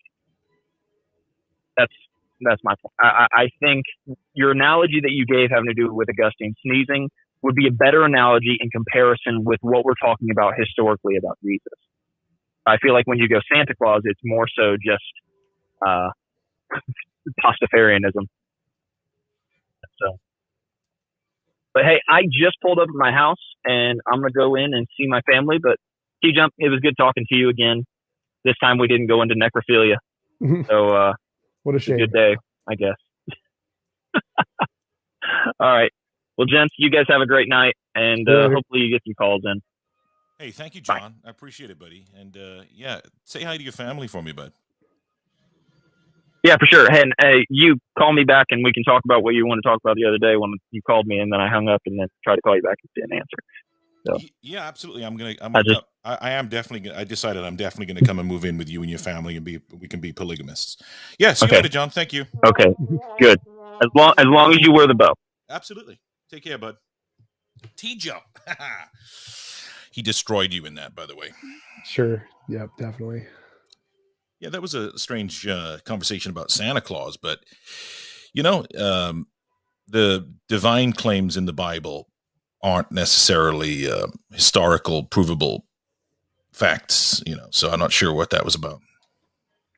Yeah, that was mostly about the claim that Jesus wrote something in the sand with his finger. So interesting. But I think Oz actually has some calls. So it's up to you, TJump. You want to take some calls, and you and Oz can chat with these guys. It's up to you. We got actually do have some real calls now. Sure, sounds good. Hey, what's going on? You're on live with TJump. Hey there, it's Steve. Hey, Steve, how's it going? Hey, hi. Great. How are you guys doing? All right. How are you? I'm not too bad. I just got home and I saw you guys were live, so I wanted to call in. And actually, I wanted to ask you this question for a while. But what would be your response to sort of the idealist perspective? Those that reject physicalism and think that because of things like, or notions like abstract objects or abstract numbers, that physicalism fails. Yeah, so my first response is when we look at the consensus of experts, it's like 2% are idealists. Like it's a hilariously low number, which is how bad the evidence for idealism is, because none of their arguments actually work. Everything they claim to try to solve is essentially just saying, well, we can't explain this, therefore it's a brute fact. And that's essentially their response. It's like, instead of saying it's, well, we should probably wait until we have better evidence, they're saying, well, we can't explain it. It must be this new ontological thing. It's just an argument from ignorance of saying, right. We don't know, therefore idealism, instead of we don't know, therefore God. And none of their methodology has ever produced anything of any value ever in human history. So it's kind of like, you can post hoc explain everything to make it fit your ideology, but can you give us anything new? And the answer is resoundingly no. They can do nothing to give us anything new, which is why the ideology is essentially rejected as a whole. Right. Yeah, I never understood the whole idea that somehow math or numbers could exist as a form. It's like these are languages used to try to describe relationships among things in reality. Why would you think that there's somehow some abstract dimension where these things actually exist on their own. I never understood why someone would think this. Oh, right. No, that's Platonism is actually a lot more supported in academia than I think it should be, but it's definitely more common than idealism. So idealism and Platonism are slightly different ideologies. So just saying that numbers or Platonic forms exist doesn't exactly support idealism. But the idea that there's certain pretty strong arguments. I actually just had a conversation with Rob Coons, who's a pretty prolific professor, talking about many of those different topics, and he went through some of the arguments of why people are Platonists and think that there is some kind of a non-physical number system that exists out there, and it has to do with the way math works and how it can't be true contingently. It has to be true in all possible universes. So that means there's some essence that grounds math outside of universes. Hypothetically, is their contention. My other question is: would you agree that the failure of logical positivism is not ultimately a problem for physicalism? Because I've heard people try to make that argument. I never quite understood the relation, like why they would think that the one should lead to the other. Yeah, they're conflating logical positivism with all just versions of physicalism or naturalism, which isn't the case. Like, they think that it's kind of a pejorative where they think that logical positivism just applies to everyone. Well, if you're asking for empirical evidence, therefore you must believe that empirical evidence is the only kind of way to get knowledge, which is just not the case. So it's kind of just a pejorative that they just label you as that to try and get you to accept something that's been discredited through philosophy, even though it has nothing to do with pretty much anybody's position nowadays. So it's just a debate tactic that really just doesn't apply. My last question I'll ask is, and I don't remember if I've ever asked this before. I might have, but I'll ask again. Is there any argument for religion that you have found in any way convincing to you? The cosmological argument, I think there does have to be, or the contingency argument, I think there does have to be a necessary thing that grounds all of reality. So I definitely think that works as an argument, that one of the arguments that theists use, even though it doesn't indicate a God. I definitely agree that there has to be some necessary ground to reality. Right. Yeah, I definitely am in agreement with that. And then the last thing is, when comparing metaphysics, and comparing and contrasting metaphysics, what do you think eventually, how do we choose one over the other? Is it just pragmatically what is grounded in more evidence, like in terms of, if we can point to a science and that actually supports it, would you say that that's enough? Yeah, pretty much. So I just say that if whatever methodology we have that works the best, whatever ontology is implied by that, is reasonable to believe it's true, even if we can't get any closer to ontology. So I just say the reasonability of science indicates materialism is probably the best thing we can go with right now. Just like induction, all we've ever found is material things. It's probably reasonable to believe that all there other is material things for now.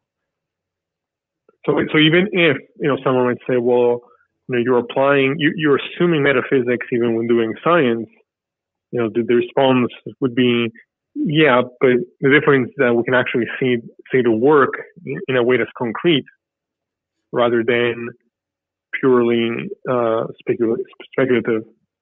Yeah, pretty much. I'd say that all we've ever seen is natural stuff, so it's pretty reasonable to assume we're going to continue to find natural stuff. Right.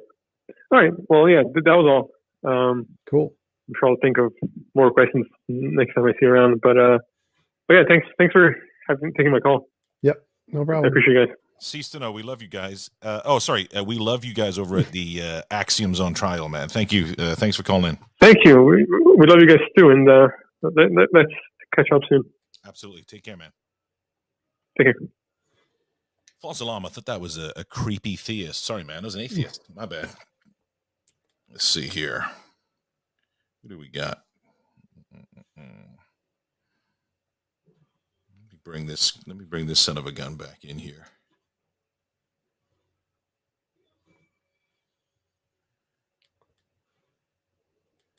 What have we got, Oz? What's going on? Oh, you got to push the sound thing. I want to call. Oh yeah, bring it in. I've been blowing up the interwebs. The interwebs. You've been blowing up those webs. The interwebs.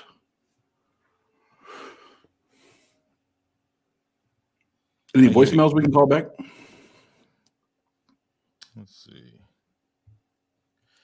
I know we had to do that the other night because we got on one of those long calls. Long calls, kind of like a deep dive. Oh, a deep dive. Okay.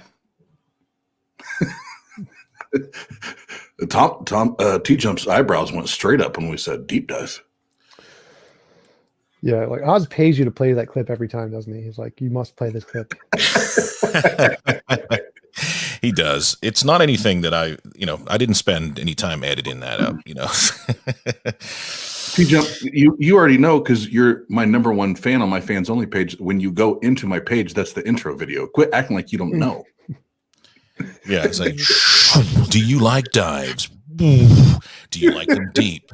Then you're gonna love this page. You gotta have the Australian accent there too. It just adds so much to it. That's not a knife. This is a knife. Yeah.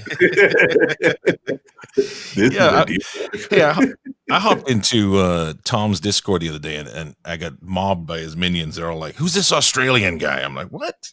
What's going on here?" Australian.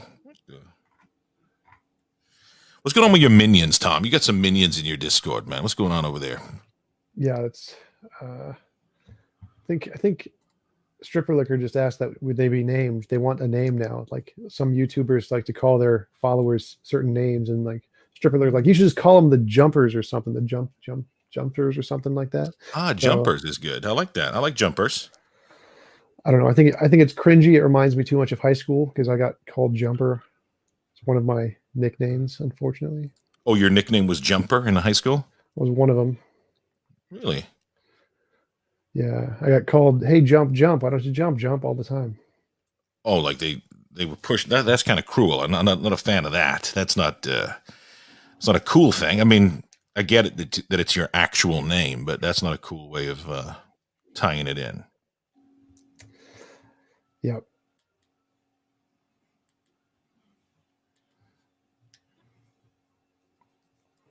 Oh, callers, where art thou? Callers.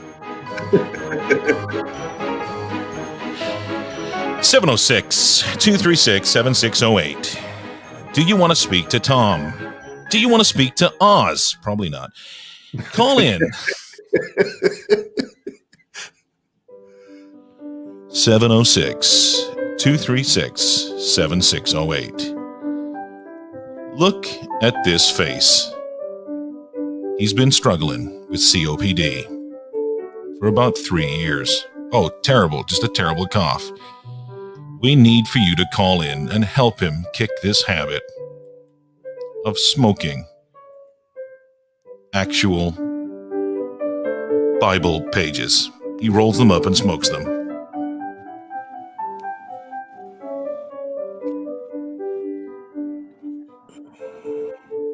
I've done that once or twice. Now, is there any evidence that you believe more if you smoke or ingest any biblical scripture? On personal experience, I could say it didn't make me believe anymore.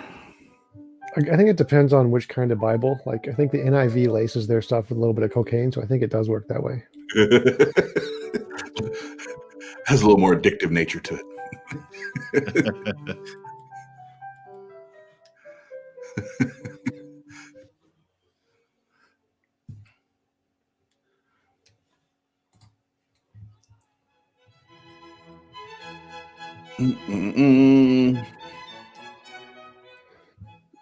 I have that whole song memorized, unfortunately. Say it again? You have this song memorized, Tom? Yep.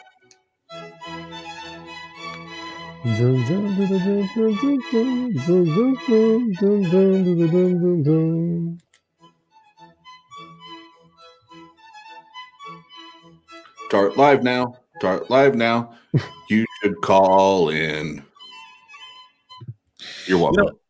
I'm hoping that somebody calls in, because I'm getting ready to have to go. This is about the time I have to go and take a bath and soak these hemorrhoids. So this is. Oh, we still live? Are we still? Oh, God damn it! God damn it! Still goddamn live. Forget that we're live all the time. God damn it! Oh shit! I'm glad you find me funny. You know, somebody.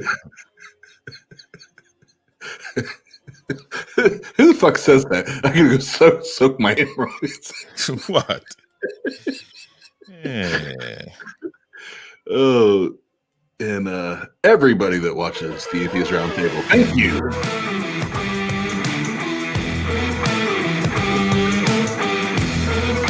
Remember this music? Whose music was this at one time? Whose was this? Not Steve. Not Steve. That was that Murder Shed Steve guy at one time. Filthy animal. What a filthy animal that murder. Hey, let's talk about Murder Shed Steve for a moment. Let's do that. Tom, you've actually met the guy, right? You've met the fella in real life. Yep. Is he filthy? Is he a filthy guy? I don't know. Like compared to Oz, like I don't know. No. Hold on. Whoa. Let's set a snap. Never compare somebody to Oz when you're talking about filth. But can we just gauge him on like a regular human? Filthy animal. Yeah, I'd say he's pretty filthy for a regular human.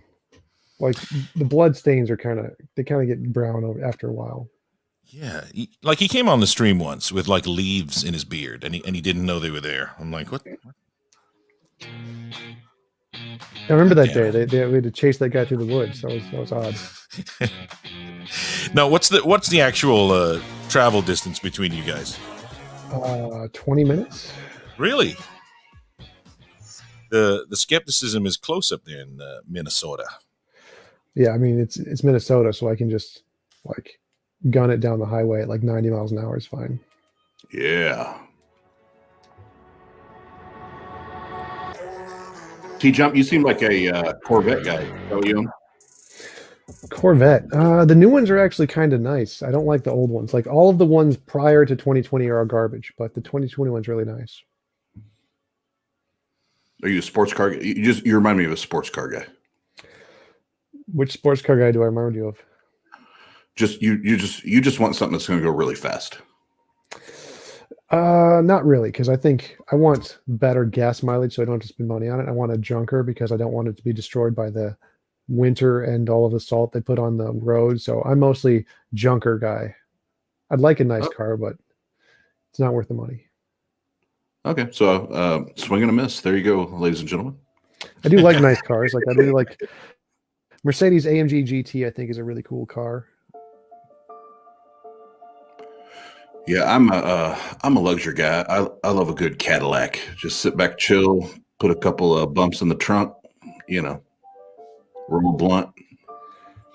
Like an SUV Cadillac kind of guy. Yeah, Escalade. That's my favorite. Or my favorite all time is the 1990 Cadillac Brougham. That's how you know Brougham, the elegance. Throw some Daytons on them. Oh yeah. Oh, hold on a second. What we got going on here? Talk tone notification, guys. Uh-oh. Talk tone.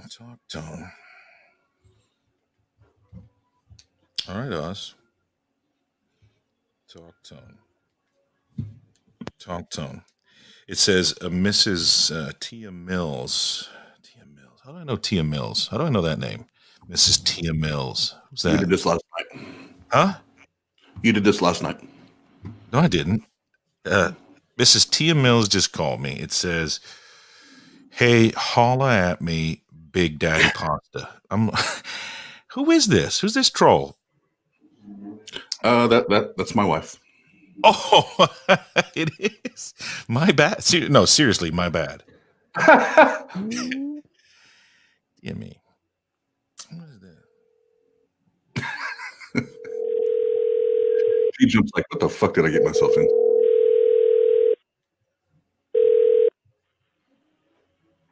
Oh, sure. Try not to talk to me. Hey, what's going on? You're on the Atheist Roundtable, a really hectic, busy live show. What's going on? One moment. Take it off. There we go. Catch it up in my ear now. So, you guys really need to get this a little bit more fun and going out there advertising. You know that, don't you? We're working on it. What's up? What do you want to talk about? Okay. How about ghosts? Sure. Ghosts. Are you good with ghosts? Go. Sure. Yeah. You know, I'm atheist, but I'm not totally skeptical when it comes to ghosts. I've had a couple experiences where I've encountered something that I just can't explain. Like dust appearing on a chalkboard after I cleaned it off. And you didn't think it could just be like wind? Not when I'm a cleaner for a living and I clean the entire area and there's no dust anywhere.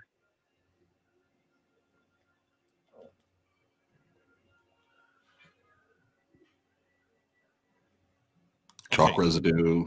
No, hold on. No, wait a sec. We got to unpack this. And by the way, thanks for calling in. By the way, and let's see, you're calling in from Nebraska. Cool, man. That's awesome. Now, I do agree with you. Yeah, and you can probably figure out who it is, though. Pasta. How do you say that? I don't. I already know who it is. Wait a minute. What's going on? Hold on. What am I missing here? Pasta, this is one of your favorite things to try and get me to talk about. What? Have I really? Okay, something's going on here. But hold on. So you're an atheist. All right. Okay, so you're atheist, and so you're cool with you're lacking the belief in gods and all that shit, right? So, but you're unsure of the potential of like spirits, ghosts. Yeah. Okay. Now let's lay out the definition first. Like, what do you define as ghosts? Well, actually, I have several different definitions for ghosts, but for this purpose, it would be a physical manifestation of something that shouldn't be there. Okay. Could it be somebody that is like, for me, I'm thinking I've watched too many movies. Could it be like Patrick Swayze after he's passed away? That'd be nice if it was, but no. Okay, so because it has nothing to do with a person's spirit that's in between going up to heaven or hell in that sense. Heaven and hell don't exist. Okay, so then the like go into further detail about your interpretation of a ghost then. Well, okay, and another interpretation I have of ghosts is that they are a kind of a manifestation out of time, because time is not linear. It kind of is happening simultaneously everywhere. And when you get a ghost, it's just a replay of it. But a physical manifestation is what I'm having trouble with, because I'm like, where'd the chalk dust come from? Okay, now is the ghost only indicative of humans, or could the ghost be something that could be creatures? It could be animals. Could be sound even. Because Tom just texted me in the private chat saying, is the ghost particles of the chalk dust? That's what I'm trying to figure out. Well, so the first thing I would think is maybe you just had some chalk dust like that stuck on your clothes and you didn't realize it, and when you turned around, it fell off your clothes and just went into the air and got onto the chalkboard. Or maybe there was some chalk dust in the ventilation system, and after you cleansed it and moved, it caused a difference in the pressure of air, which caused the ventilation to blow off a puff of smoke. Like, that would be more reasonable. I don't know why you would go to I can't explain it, therefore ghosts, rather than I can't explain it, therefore unknown natural cause. Yeah. That seems more reasonable.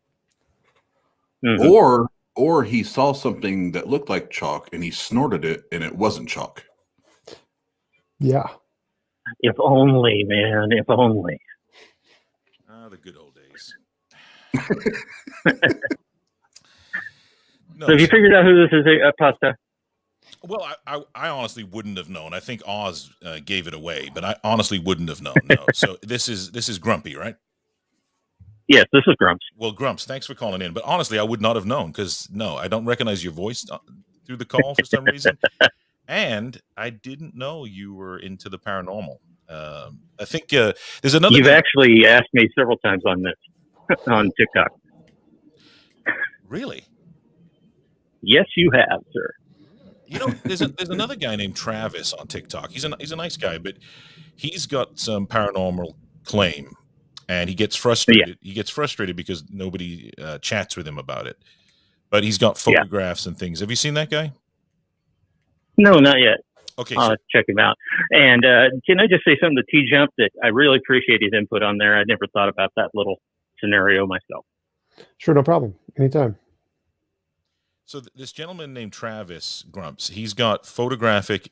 Well, I'm paraphrasing his testimony here. So he's got photographic evidence per se of an event that occurred while he was asleep, where something visited him, and he's an atheist as well. So he's got something in connection with you here. So his story is he's got photographs of some kind of entity visiting him while he's asleep, and he gets upset because nobody wants to chat with him about his story. So I suggest you contact or look him up. Maybe I can show you his profile, but that's interesting to me because technically the same standards of evidence apply to me. Yeah. Okay.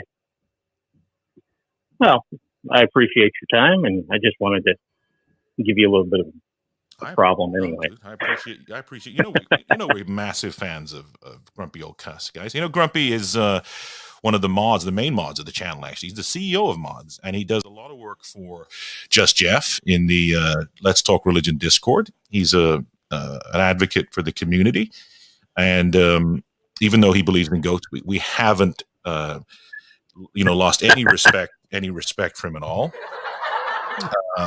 We love you. We love the soundboard back there, man.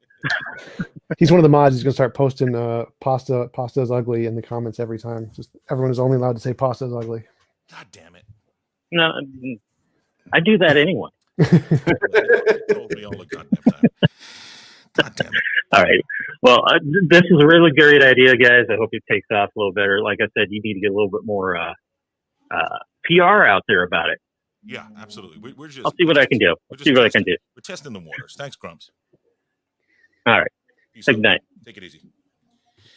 So ghosts. Hey, ghost. What differentiates ghosts claims or supernatural? I mean, don't they all fall in the same category? Like, what's the standards of evidence for a ghost or a God claim? TJump.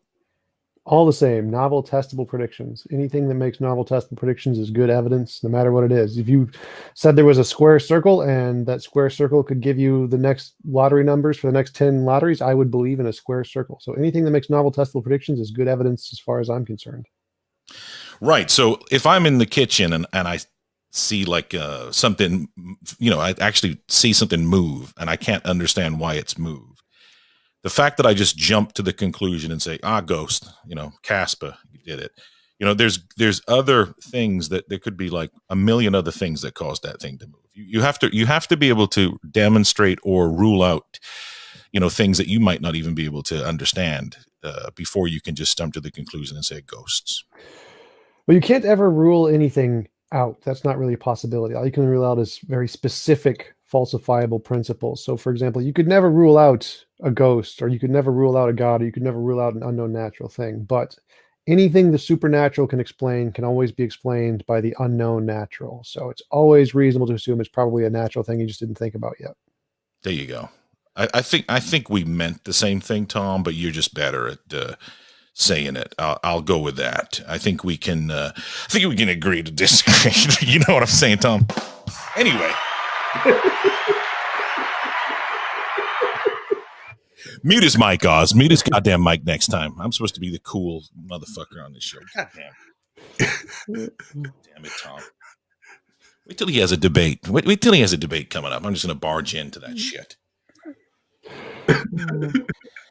Anyway, back to ghosts. Patrick Swayze, though, he was a dude that I enjoyed. I enjoyed Patrick Swayze. Disappointed when he died, How do you rate his movie, Ghost, Tom? The scene, the scene with the pottery, him and Demi Moore. What do you think of that scene? It was okay. Nothing. I liked his military stuff better. You like his military movies? Yep. What about Point Break? Him and Keanu jumping out of planes. Hilarious. Loved it. It was beautiful. Great comedy flick. Good old school comedy. Definitely. Who have I got coming in here? Okay, unknown 2155. Who's that? Who's this guy? Who's this guy?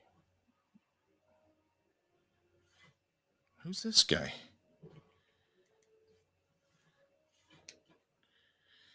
Who's this guy?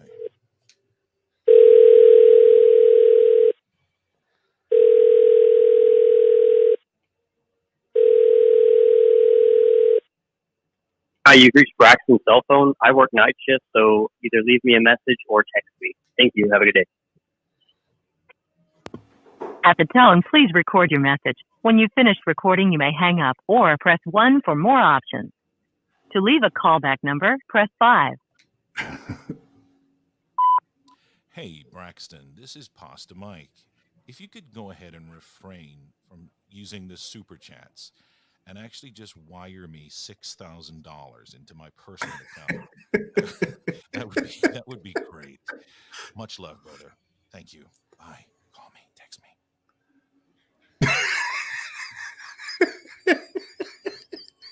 Why is he whispering? I think his mic actually, he moves his head away from his mic when he does other stuff, and he doesn't realize his volume actually goes down when he does that. Well, no, I meant when he was like, "Call me, text me." Oh.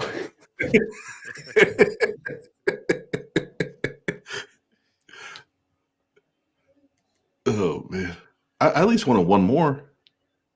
Come on, y'all. You want one more? Come on, y'all. Don't be skirt.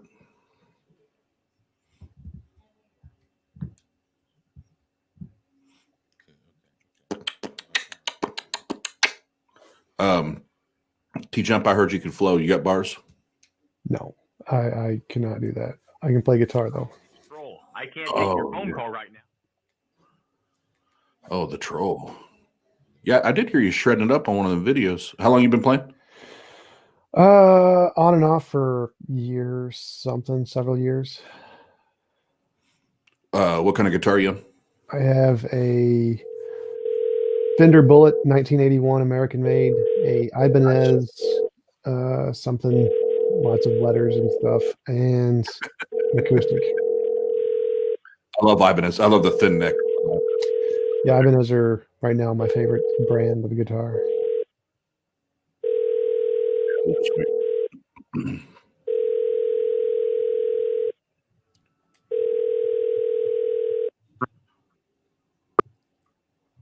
Austin, Tia didn't want to pick up, so she's okay. Well, that's it, guys. We tried, so no more calling shows after this. Okay, what did Chico need here? What's Chico's question?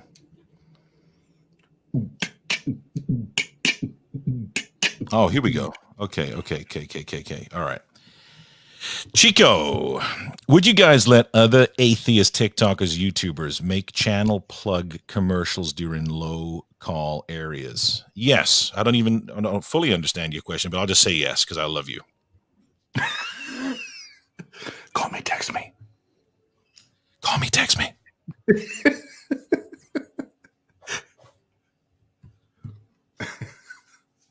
That got awkward.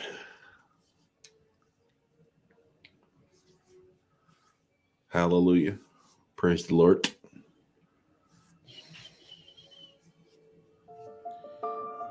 Anyway, Tom, before we take it away and head off to the atheist green room to arm wrestle, you and I, anything that you'd like to add before we roll out? No, thanks for having me on. It was fun. Appreciate it. Oz's OnlyFans, like you mentioned, is on my Discord. Had fun finding that one. See you guys later. Oz's fans only page is on your Discord for real? You put it on there? Absolutely. And look, where can they find you on the Discord at TJump? Look, TJump Twitch, TJump Twitter. TJump, truckstop.com. Where else can they find you, TJump? Yeah, I have a Discord. It's like discord.gg/NQE4 something. So Discord doesn't let me have a custom thing yet. So it's just, there's links to all my stuff on my YouTube, every one of my YouTube videos. So I'm pretty sure if you just type in TJump into the internet, you can find Thomas Jeffrey Acquaintus Jump. And Oz, if you do have a fans only page, I didn't approve it. Sorry. I didn't approve it, goddammit. it's Oz's body. He can use it how he wants to. Yeah, it's Oz's body. I do what I want. Thank you for watching the Oz podcast with his giant, huge atheist testicles. He's here all night with his homemade tattoos and his Amish beard and his smelly Trump 2020 hat. He's here. Just give him a call.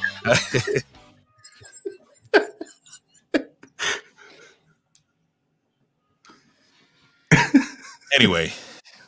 That went south real quick, she said.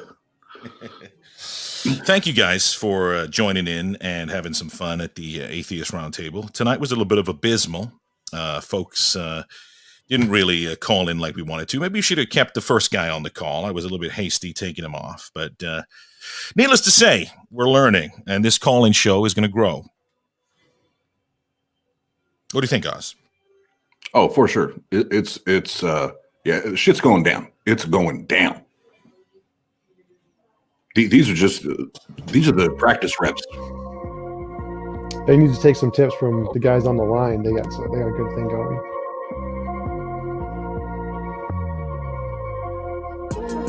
I feel like Pac did.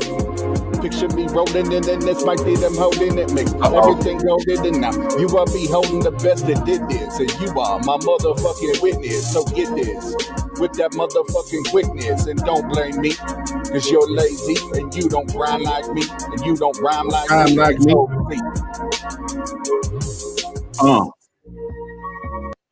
Look, let's take this opportunity to highlight some of the things Oz does off camera. So Oz fancies himself, I don't know if you know this, TJump, he fancies himself a bit of a hip-hop star. Did you know this?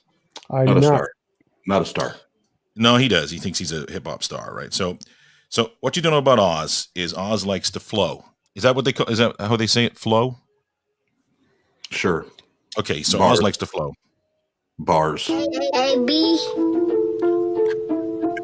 a minute. Why you got babies in the track? Those are my kids, man. Back off. Is that Pastor John remix? Okay.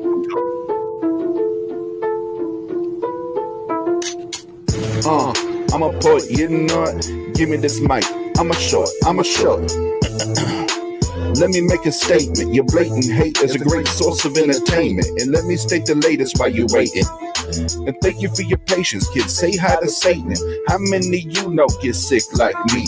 How many you know throw bows like me? It's unlike that they are like or be like me. I strike night frights in broad daylight. So here's my hypotheses. You better know me like your ABCs. Okay, so Dr. Dre's on the line. Hold on a second. Hey, Dr. Dre, you want to sign Oz?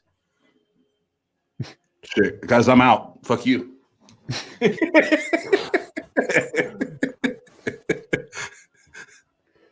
damn it. It is a little harder to hear the actually hear the lyrics on here. How about now?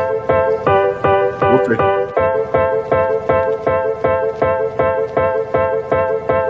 Mellow Marshall. Let me ask a question. Where be y'all? When they was second guessing, you ain't nothing. You'll never be something, son of a bitch. You little motherfucker. See? I've had to fight, kick, and scratch. But everything I have, man, kiss my ass. I had a gun up under the pillow. A vest on my chest. Call me armadillo. Okay, YouTube just called me. They said they're closing down the account. So blowing smoke up out of the window. All right. Well, hey, look, thank you, everybody in the chat. Thank you, Atheist Chico, man. We appreciate the super chats. And thank you, everybody that hung out tonight. This was a learning process. We're trying to get calls. We're trying to get theists, people that believe in ghosts, Grumpy. And anybody that wants to chat. And TJump, we really appreciate you coming on and spending your time. And where do you want me to send that $400, man? You're not supposed to talk about that. That's on the down low. My bad, Doc. My bad, bro. But anyway, thank you, everybody. It looks like Atheist Chico paid for it anyway, by the look of it. So we're good to go. But hey, guys, we'll hopefully reconvene and get some more shit going on. But anything you got else before we roll out? No, not for tonight. Just appreciate everybody hanging out. Like you said, this is a learning process. We're working out all the kinks and everything, but I believe that this thing is going to be a boss show here in the next 60, 90 days. So.